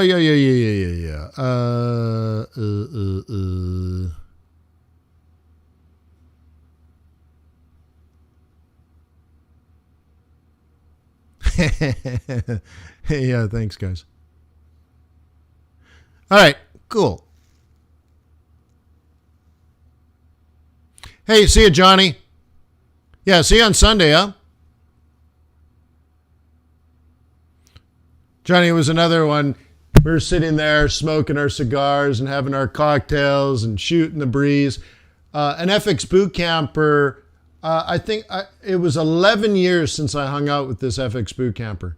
Very loyal member of the community and all that kind of stuff. And I said, hey, I'm meeting with members of FX Bootcamp, and I'm going to be in town. You should come out. And it was so good to see him. And it's great to see someone that I've known for 1 year and someone I've known for 15 years as Forex traders. And they're sitting there for at least an hour talking with each other. And I'm like, this is good. Like, 2 people I respect and dearly are having this, great conversation. and everyone else is having their cocktails and cigars. I'm like, it's so good.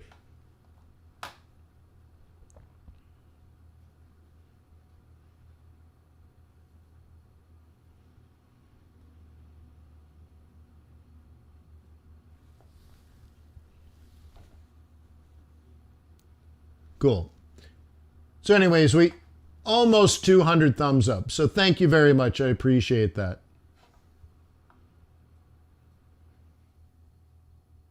Okay.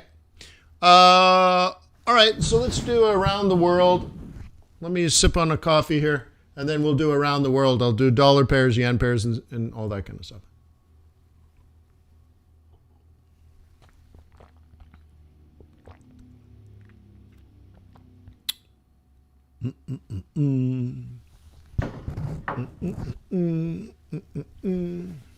Thank you. That's really cool. Thank you, everybody. And remember, this is what we're all doing here is thanking FX Street for being a host again for the 185th month. So anyways, thank you, FX Street.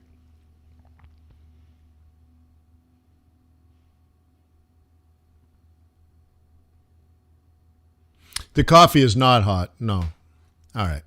What happens is the ghee congeals. So I just drank a cold coffee, and it was like gulping down coffee and melted butter, but like slightly solid melted butter.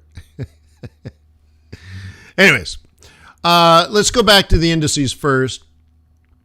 Dollar has weakened and is now, maybe some profit taking going on.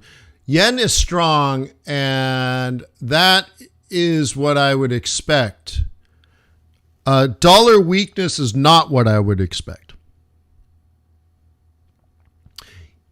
Yeah, Jim, I guess it'd be like drinking coffee with egg white in it. Yeah, that'd be it.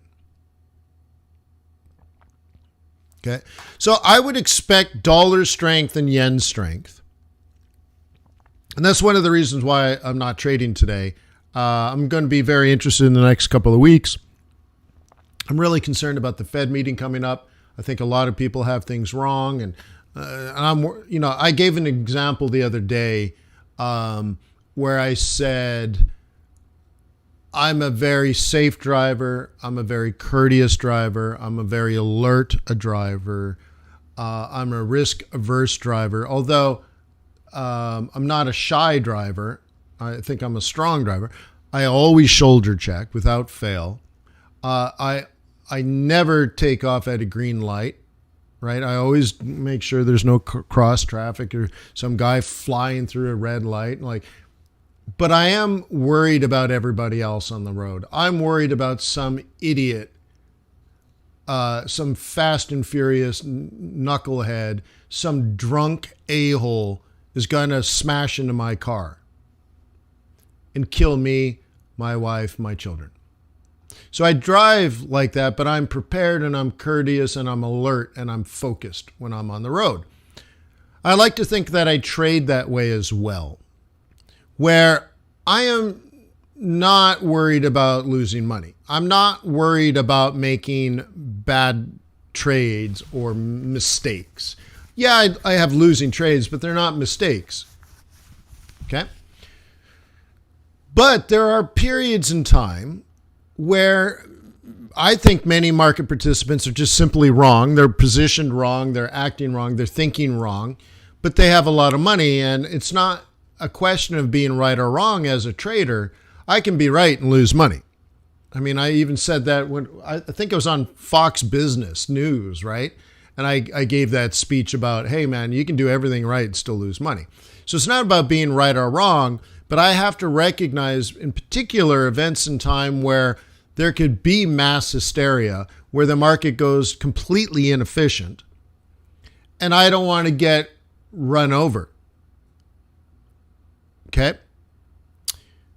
And so I have to sort of be prepared for that. But once traffic dies down, once I'm on the freeway and I'm at freeway speed, okay, good. Now I can put it on cruise control, right? And so the next couple of weeks, I got to be a little bit careful. And as we get closer to the Fed meeting now, I got to be worried about drunk drivers. right? Like, for example, New Year's Eve, I don't drive. I don't drive.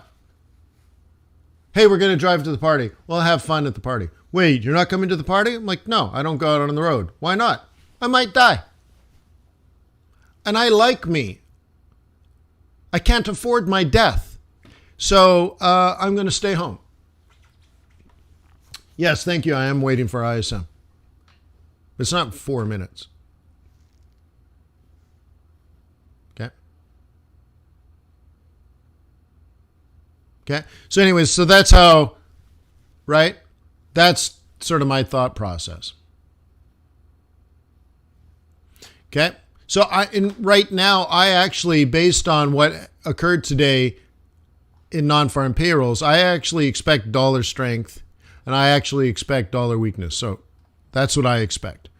Now, the dollar can weakened and let's say stays weak from here.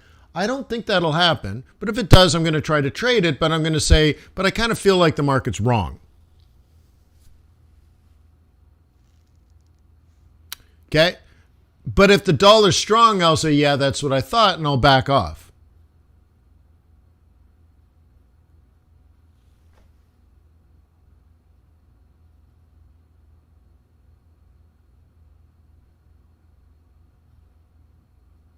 Okay.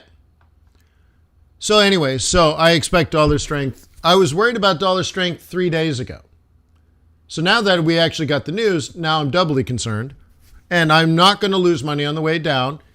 But I believe, quote unquote, it's transitory. And within 3 weeks, I'm dumping the dollar again. So it's not on the fence, it's timing. So I think of it more like a sniper staring down the target through, the scope. And there's other people walking around and I'm like, oof. A little too crowded, don't want to take the shot. And then there's traffic driving by, so I'm like, ooh, I don't want to accidentally pull the trigger and hit the side of a truck that drives by and then scare off the target. And then all of a sudden I'm like, ooh, man, it's really windy. I got to account for the wind and it's really gusty. And all of a sudden like, oof, just it's not quite right, the conditions. Okay. You see? So it's more like that where between now and the Fed meeting, I have to be wary of the USD being strong and I'm a bear. So I have to be careful of that. I don't want to buy Aussie right now because I think it's going to come down. I don't want to buy Kiwi right now because I think it's going to come down. I don't want to buy CAD right now because I think it's going to come down. Cool. If dollar's strong, euro's coming down. You have to understand that.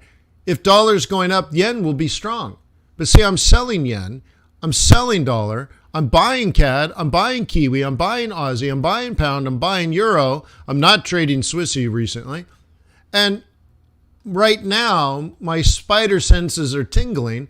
We're based on the Fed meeting and front running the bonds. And like I said, bond yields should come down, bond prices should go up, dollars should strengthen, all this kind of stuff. So I'm worried if this goes up and this goes up, this will go down, this will go down, this will go down, this will go down, this will go down. I don't know about that one. But guess what? That's the exact opposite of what I've been doing for the last 3 weeks. So I'm going to take a break.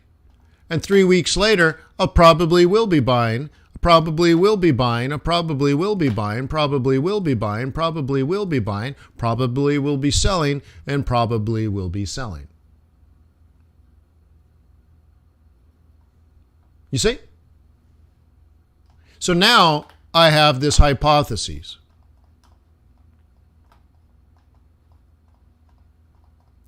Okay? Now, I must use scientific methodology to confirm or deny my hypotheses. That's called technical analysis. So, as we approach the Fed meeting or after the Fed meeting, if dollar does this, sell. And if it does this, out. Hopefully at break even, maybe a small loss. But I'm not going to have a bloodbath. You have to understand that. I'm not going to have a bloodbath.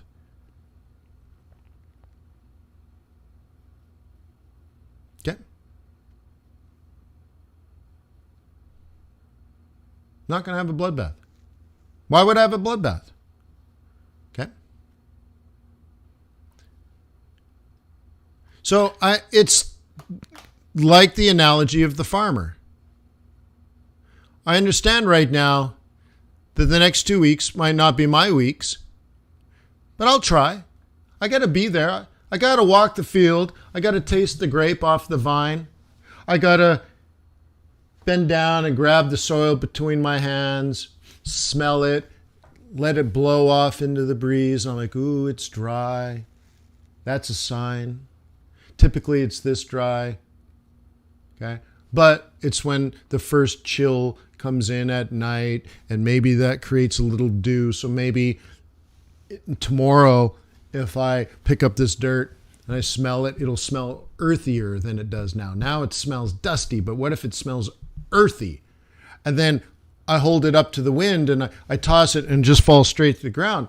It's got a higher moisture content than yesterday. That's the sign I'm looking for. Now's the time to harvest. It was cool last night. Moisture formed. That's my sign.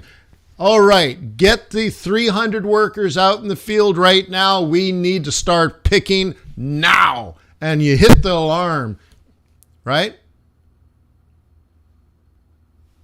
Get everybody working now. Not yesterday, today. So that's kind of what I feel like I do. In this case, like, so if this does go up, cool. Every day I'll go out in the field, smelling the soil. Are these, right? Are these the best conditions? Okay.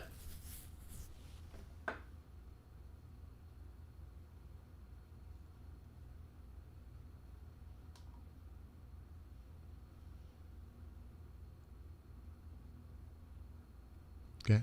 What do you mean, what's your best trade? All right.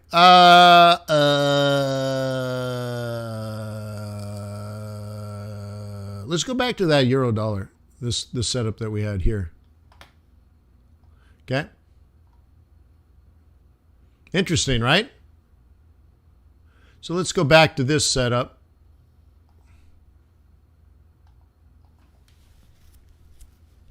Okay. What did we know? This is the high volatility entry. This, right? Do you remember doing this? This is where bulls will buy. This is the high volatility event driven strategy. Okay. This way. And this is where bears will sell.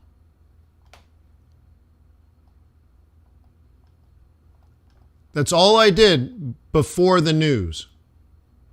I think those are important price levels. What do you think?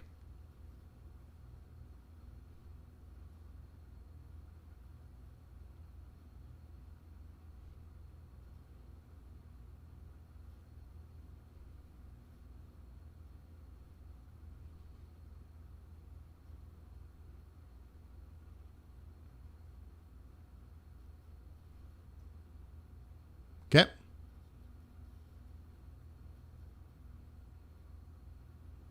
What do you think? Were these important levels?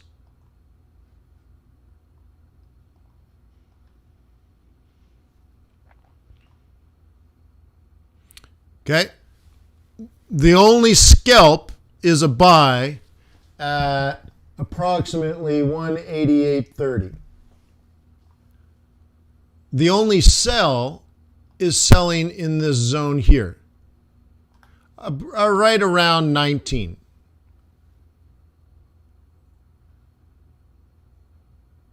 And the only buy is 18.50. So there's a buy at 18.50. there's a buy at 19, and then there's a buy at 88.30. So one buy has worked all right, one sell has worked all right, and that's that. Okay.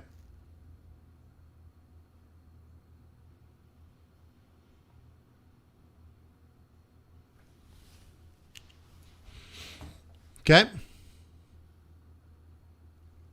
It's nice to have those levels in advance, right?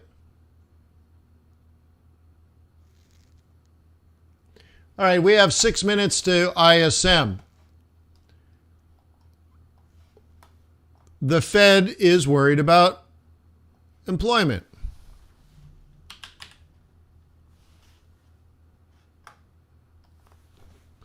Okay.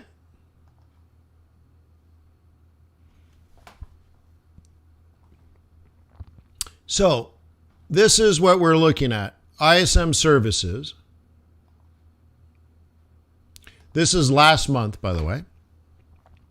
And what you want to look for to determine whether the Fed is going to taper or not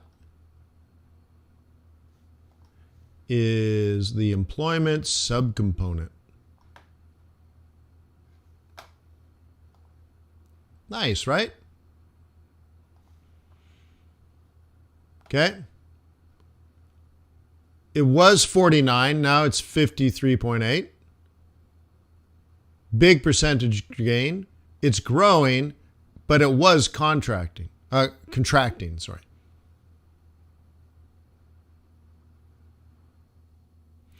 There are Vietnam and Indonesia, they're reporting like 48. Anything above 50 is expansion. So here we are. The headline, out of Indonesia and Vietnam, we're actually like 48, which is contracting. That's bad. Services PMI in the United States right now is 64, but what we're really interested in right now, as far as Fed policy, is the employment subcomponent. You might want to look at inventories. Are they low? This looks like they're low. And there's a backlog of orders, so they have sales. Inventories are low. And as soon as they get new inventory, it's already sold, much of it. Prices are rising and rising faster. So we got a little bit of inflation, but look, inventories are low and there's a huge backlog. That's a supply issue. It's transitory. Wait, is the Fed looking at this? You're like, oh my gosh. That's the whole story I read about in the newspaper, and I hear the talking heads, and this is what Jay Powell's doing in the press conferences. Look, you have all the same information that the professionals have. Wait, there's a shortage of inventory. It's contracting. There's low inventory and a huge backlog of orders. So, prices are high. Well, once we fix this is a supply chain issue. Not a problem. Okay? Right now, the services industry is hiring. Okay? Cool. And they do all these other things. So this was last month, by the way. So if you do a little bit, like that took me 2 minutes? You can have more information at your disposal than 95% of retail traders, right? You'll have a better understanding than 95% of retail traders that simply show up and say, hey, what's going on, fellas? What are we doing today? Are we gonna sell the dollar or are we gonna buy the dollar? Like, dude, just people like that, traders like that, are liquidity events.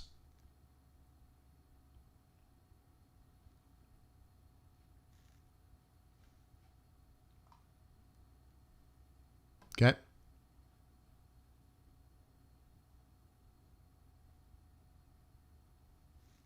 Okay. So anyways, the new one's going to come out and we're going to read it.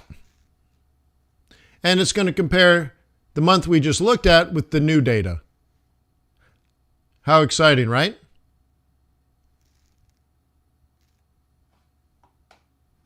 So anyways, thank you for being here this whole time. Thank you for the positive energy that you're putting into this. This is a long webinar.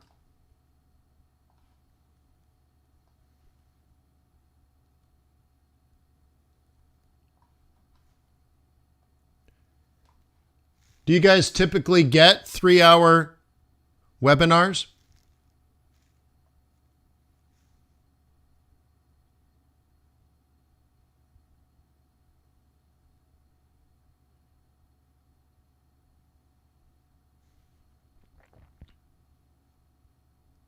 No. You know, today I expect to have 12 workers working on my property today. There's going to be an excavator. There's going to be a bobcat. There's a crew building forms to pour concrete, so that concrete crew is going to be here. There's a crane operator coming. I have a delivery truck coming sometime today, and my fridge is 650 pounds, so I'm going to need to pay people to take it off the truck, get it down the driveway, get it into the house, take the other one out. I'm doing my best to prop up this economy. There's going to be 3 or 4 or 5 people building a deck. There's a couple of people coming in and working on trim in the house. Crazy. There's going to be a flooring guy.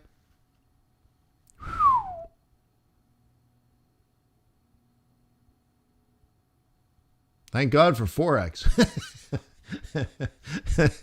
Yeah. Well, no, what I did, Cisco, is I found someone that had a showroom in North Carolina that had the exact commercial fridge that I was looking for. So I canceled the one that I bought 6 or 7 months ago and paid that guy money and then had it shipped out here. Because I literally pulled it out of the showroom. It's the only thing I did. But that's like the BMW guys selling the courtesy cars. I was just at BMW and they didn't have any courtesy cars. And I'm like, what, is it busy? And they're like, no, we sold them all because we don't have any cars. We sold everything. All right, so July.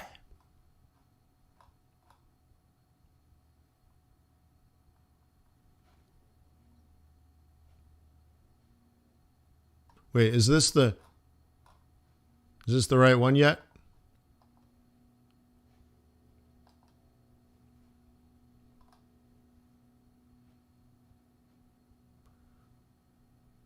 No, it's right.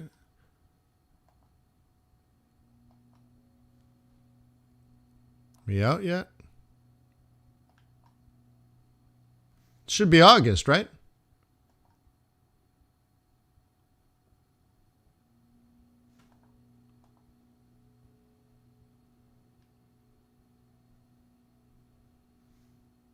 Am I wrong? It should be August, right? They don't update their website in real time?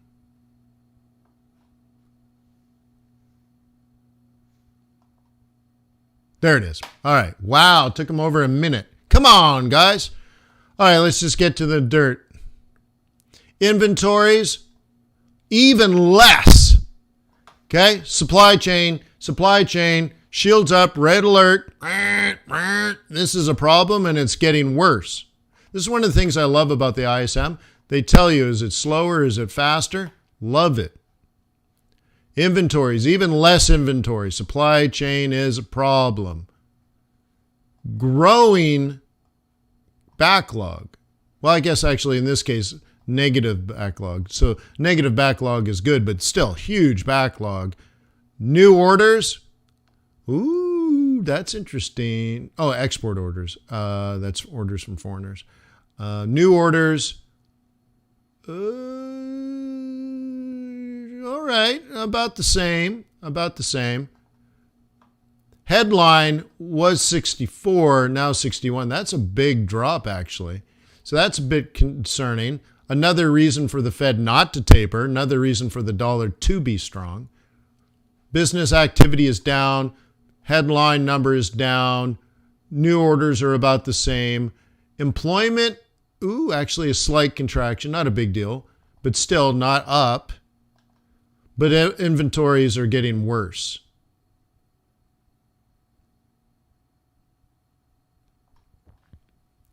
And less exports. Okay, interesting. So that should be dollar weakness. And less imports. Well, so here's the interesting thing. When you import something from another country, you're exporting your US dollar. Okay, but this is backward looking. I think next month will be different. So interesting. So anyways, I want you to compare July with August and not just look at headline numbers. This is disappointing. That's true. Okay, new orders are coming in. This wasn't as good as we would like. Okay, all this says there's no reason for the Fed to taper. It doesn't say like, oh my God, the Fed has to taper in September. Oh my gosh, they're way behind. They need to act immediately. Like, nope. And it's not my opinion. It's like, that's how the Fed would interpret it. There's no reason to pull the plug.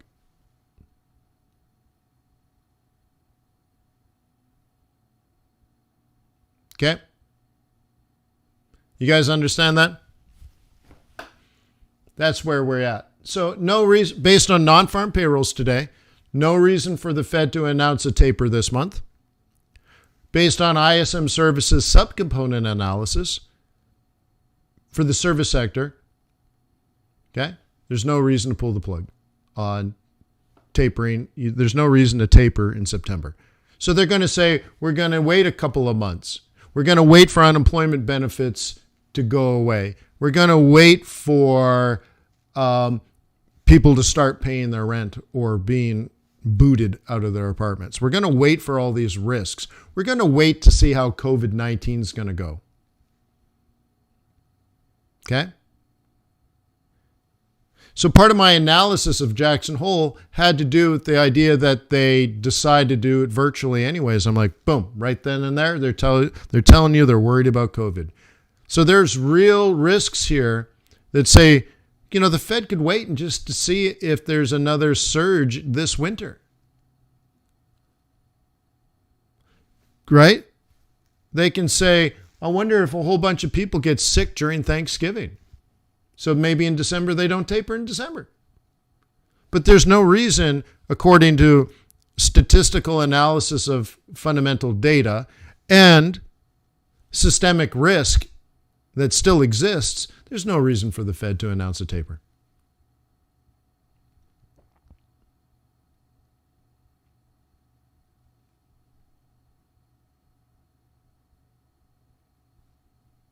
Okay? Cool. So that's nice.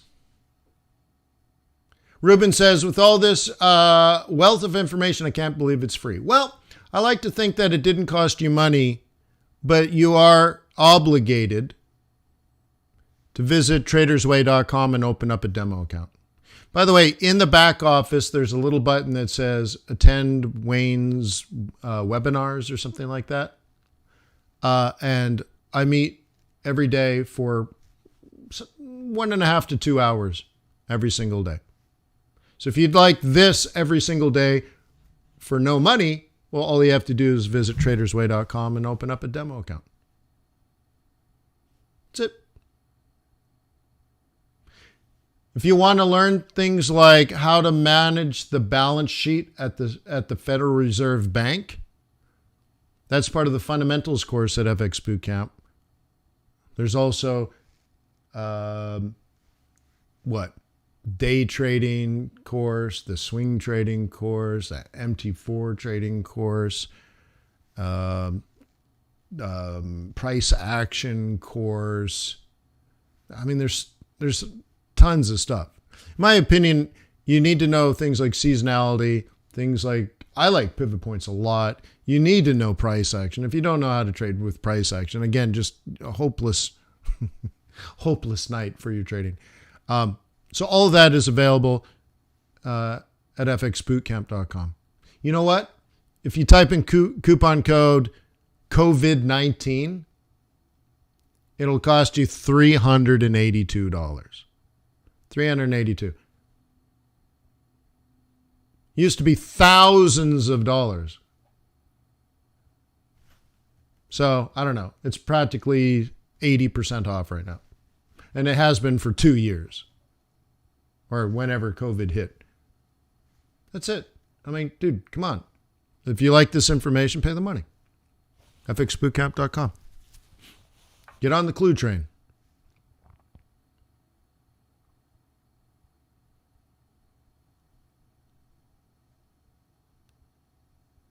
See, so JC says, what is the reason the dollar is getting stronger than the euro right now? I thought negative result in NFP would result in weaker against, no. So here's the thing. And JC, I'm going to be blunt. You just simply don't understand. You're wrong. Your whole thought process is wrong. So again, I'm not here. I just gave like a 2.5 to 3 hour lecture on macroeconomics and fundamentals and all this kind of stuff.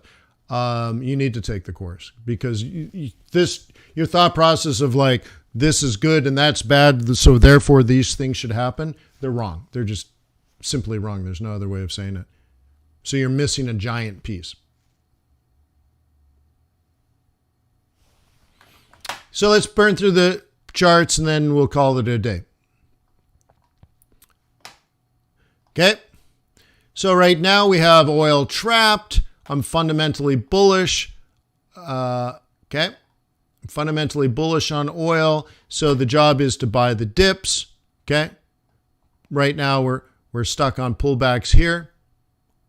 And we have this idea of up, down, buy, up to maybe somewhere up in here, 75, down, buy, and then up. Okay. This was us in the summer trying to identify support so that we can then be prepared for the higher high. Oddly enough, this happened the third week of August. Okay. Oddly enough, July 1st. This is the day we thought the market was no longer going to be bullish. And this was the week we thought the market would become bullish again. How many people agree with that? This is the week we thought the market would likely become bullish again. This week, we thought the market was not likely to be bullish anymore. And before, it was bullish, then not bullish, and then bullish again. Yeah, that's cool. That might be helpful to your trading if you can think that far in advance. Okay? You got to remember, I was training people in March for this behavior. If you're a bull, you're out by July 1st, and you need to get back in here. And I said, you don't even need to trade in here. Okay? So you can do whatever you want. You can just skip this. You can just skip this. Don't even worry about it. Go on vacation. Go spend time with your family. Don't worry about it. But come back this particular week and be a bull again. That's pretty specific.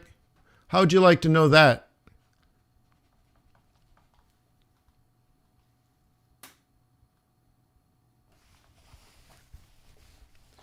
Yes, Zarif, I think the dollar is going to get strong. I've said it 10 times. Okay. Gold. Okay, so last week, was it last week? No, it was earlier this week. Okay, here's last week. Sorry, let me back up a little bit. Okay, last week, we set this up. We had it trapped. It's a little thick, so let me redo this. Okay. and then it made the higher high. So we had plan A here, buy this up, or plan B, buy this up. So you might have bought plan A and it failed and you took a small loss. Huh, well that's terrible. Oh my goodness, you lost on a trade, right? Then you hit plan B, boom, that one worked. Great. So that was last week. So plan B worked. And then this week, since we had a higher high, I said, hey, let's look left, drag it across, do a Fibonacci study, confirm that, and throw down the psych level. I said there was 3 or 4 or 5 reasons why that's going to be plan A. Okay? Roll reversal, psych level, fib level, and wait for it, buy zone. That's why it's green. Just like this is green, that's where I'm going to buy it next week.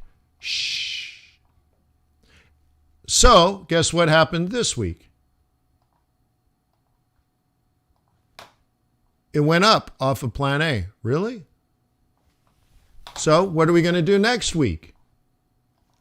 Well, this area is an area of interest for me based on market analysis, based on price analysis. This area is going to be interesting for me.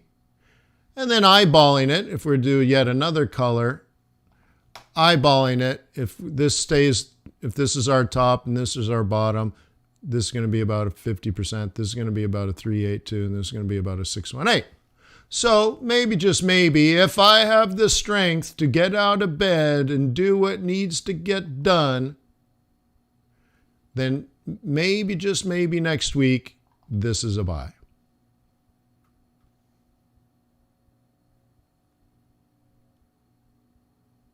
Whale oil B.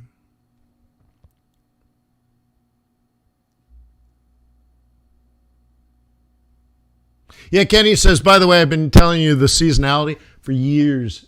Imagine this, guys. I've been doing this one webinar for 15 and a half years, telling you guys the same thing. How to set up your trades in advance, how to incorporate and align technical and fundamental analysis, how to use things like moving averages, pivot points, oscillators, price action, how to use multiple time frames, chaos theory, fractal geometry, scalping the news, spot trading, swing trading, position trading, over and over and over and over and over and over and over and over and over and over and over and over and over again. Cool, right? And mind I add to that, almost never a day off, even on my daily live streams. Almost never. Almost no break. Because I can't turn my back on the market. So when I go on vacation, you guys come with me. So like I said, when I went on vacation in July, I logged in from Florida. I'm like, hey everybody, I'm on the beach in Florida. Let's do some trading. And then a week later, hey everybody, I went from the southern border in the United States to the northern border of the United States. Look at me, I'm in Wisconsin. I'm in the woods. I'm in the forest in Wisconsin. And I rented a hotel with Wi-Fi simply so I can do my live stream with you guys. And then I go back to the cabin. Go on the lake, get on the jet skis, get on the boat, lay on the beach. Okay? I've taken you with me to South Africa, to the United Kingdom, to Hong Kong, to Canada, to, I don't know, hurricanes, tornadoes, earthquakes. Okay? Cool, right? before my first child was born, we got a tour of the hospital with a whole bunch of other couples with, giant pregnant women.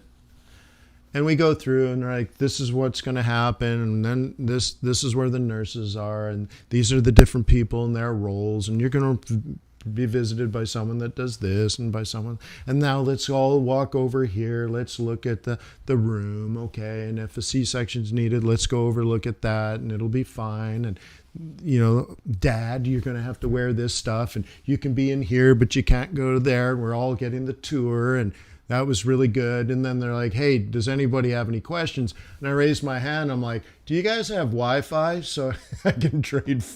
I can sit here with my laptop and trade? And this is back when and they were abhorred by that question. I took you into the birthing room with me. And by the way, that was a very important time for me.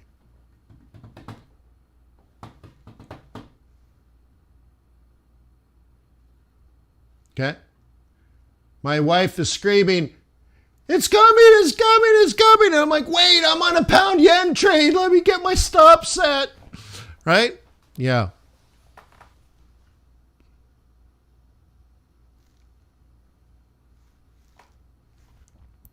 Cool. So anyways, this is what the Wayne do. I'm going to try to grab that. Now, the most aggressive traders are going to take this shot. Just so you know, they're buying the dip, bro.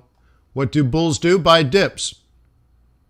They're going to get one more trade in. Okay.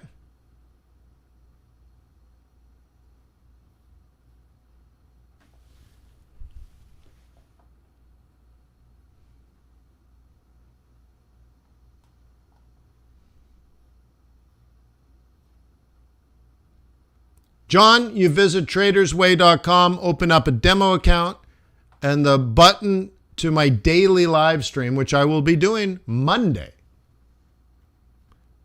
is in there. So I'll see you Monday.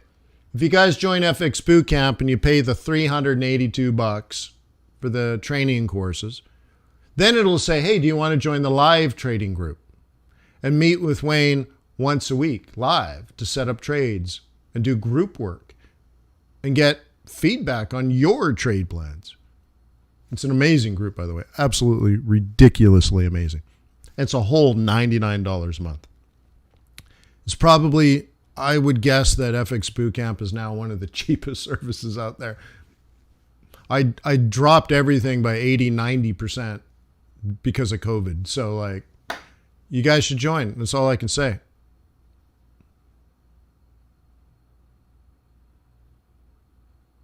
Okay.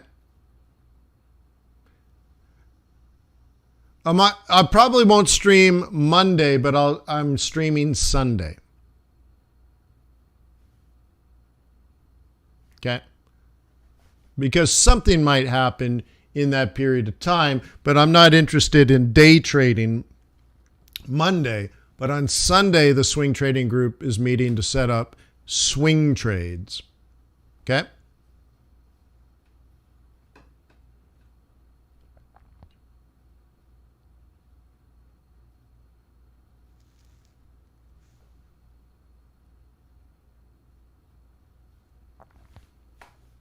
Well, it's actually quite silly, Mark, right? The price is actually quite silly.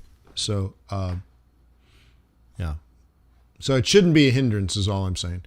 All right, so let's do that. Let's take a look at these yens. And the yens are back, which is good. Gouda. Let's kind of analyze this stuff here. Okay, we have a top going. Let me change this. Let's start with monthly pivots. Let's do position trading. I'm a bull, so I'm going to look at it from a bullish point of view. And a bullish point of view was on September 1st, this was a buy opportunity. Okay? And I bought that actually. Cool. And I got out here on Wednesday? Last night? Oh, I jammed the stop Wednesday, but I got knocked out, I think, last night. But anyways, so I'm out of that trade. But the point is, This is the buy zone. I have this set up as a bull. Okay, you see this? Projected buy zone. I have this set up for a bull, so there is no bearish trade plan. There's no bearish setup. And based on what I see currently, the target is 155.55, let's say. Okay, right in there, 155. So the trade plan for September is buy it at 151, going for 155. But that's the monthly. You can see we obviously have a challenge here at 153. And now I'm taking profit at 152. So, not a lot of money yet. But that's the idea. In general, we can go as high as 155. I'm also open-minded to this nonsense. I just hope it doesn't exist. I hope it doesn't happen. But it's something that I have to account for now. So anyways, so we'll do that. So let's mark this as a monthly target.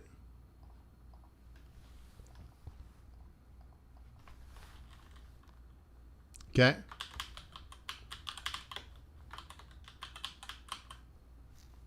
Okay. Great. So now let's change the setup here and go from a bullish mode monthly to weekly swing trading. Okay. And let me zoom in a little bit. Okay. And what this says, and by the way, I knew this yesterday. So you have to have good tools, guys. We knew to be a buyer down here around 151.72. So now the plan is to buy a dip around 152. Okay. Or some change, 152 to 151.75. And next week's target is 153, which is the giant challenge. We know bears live there, so I got to worry about that. So right now for next week, buy it at 151, 152, going for 153. So sorry if it lifts off and it's bullish again next week. There's only 100 pips in it, which kind of sucks for a pound yen trade. Okay, great. So let's dive in further. Okay, and let's do a day trade now.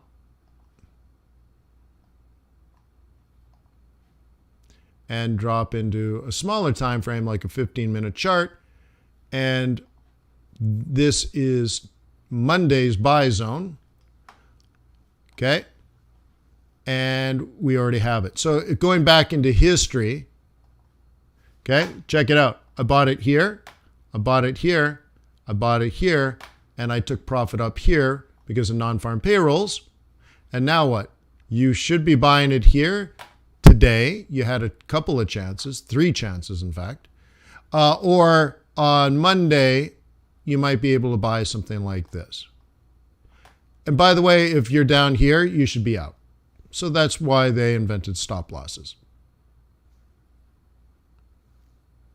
Did you guys like that? We went from monthly to weekly to daily, and it's all about next week. Your trade here today is based on Monday's setup.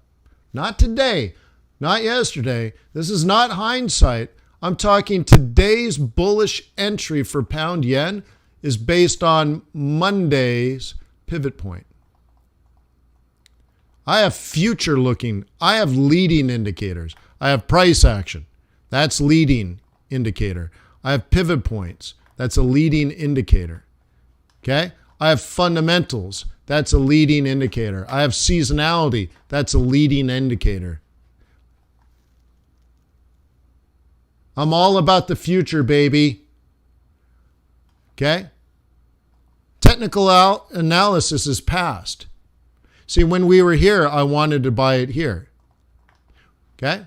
When we're up here, I want to buy it down here. What I can't do is predict the future. But my tool said here, buy it here, exit. Buy it here, exit. Check it out. Look at the accuracy. Buy it here, exit at 152.28. Shut up. Hey, buy it here and exit here. 151.84.5. Shut up. So Monday, I don't know the future, but I'm still a bull. I'm nervous about it, but I'm still a bull. And it says, well, maybe somewhere around 152, if you can catch it, you're going to take it there on Monday. This is Monday, guys. Monday. Now it's a holiday and all that kind of stuff. I got you. But still, that's what the technical analysis says. Now, your leading indicator might say, wait, Monday is a holiday in the United States. Monday, sorry, not money. Monday is a holiday. U.S. banks will be closed.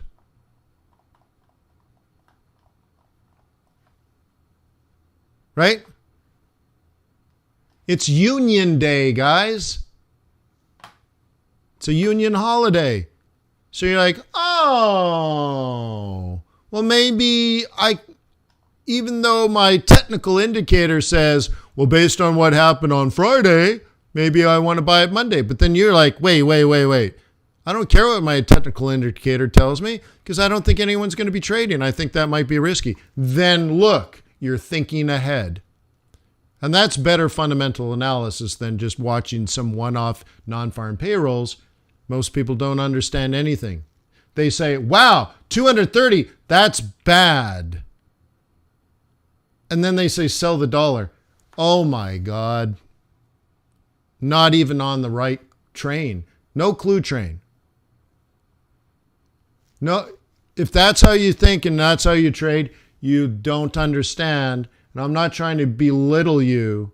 I'm trying to make a point because I only had 3 hours with you today. And I hope I made the point. You can learn why the market behaves the way it does.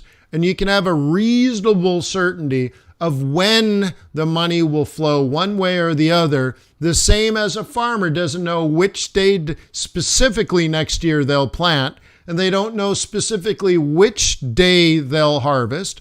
They don't know if there's going to be a hurricane. They don't know if there's going to be a flood or a drought. They don't know anything about the tornadoes.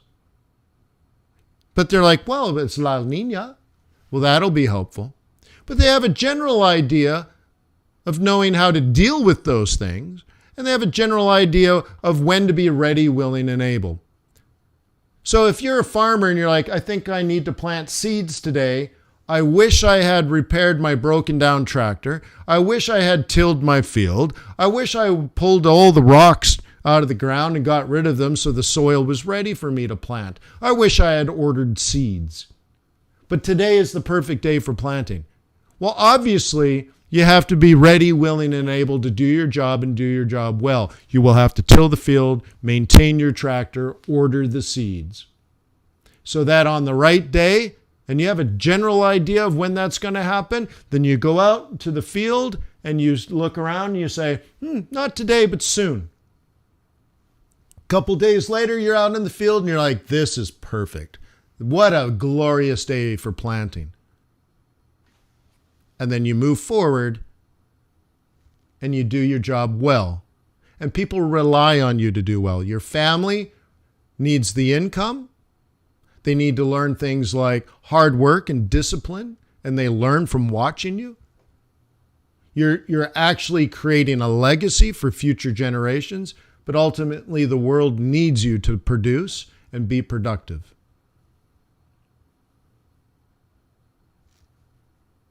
There's no such thing as just a farmer.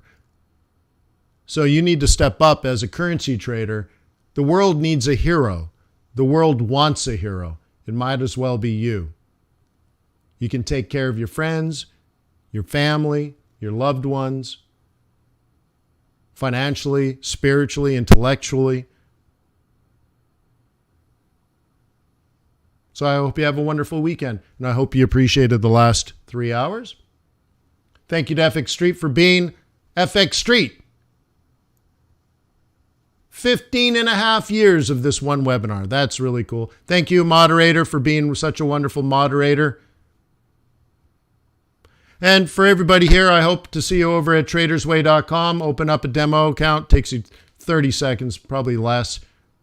And I'll see you on Monday. And for those that want to learn how to trade with me, learn with me, from me, with other like-minded people, we do lots of live group work. It's really something fantastic. Join FX Bootcamp. It's not a lot of money. Peace on earth. May the pips be with you. May your profits be above average. Thank you again to FX Street, and thank you to you guys for everything. In particular, your positive and wonderful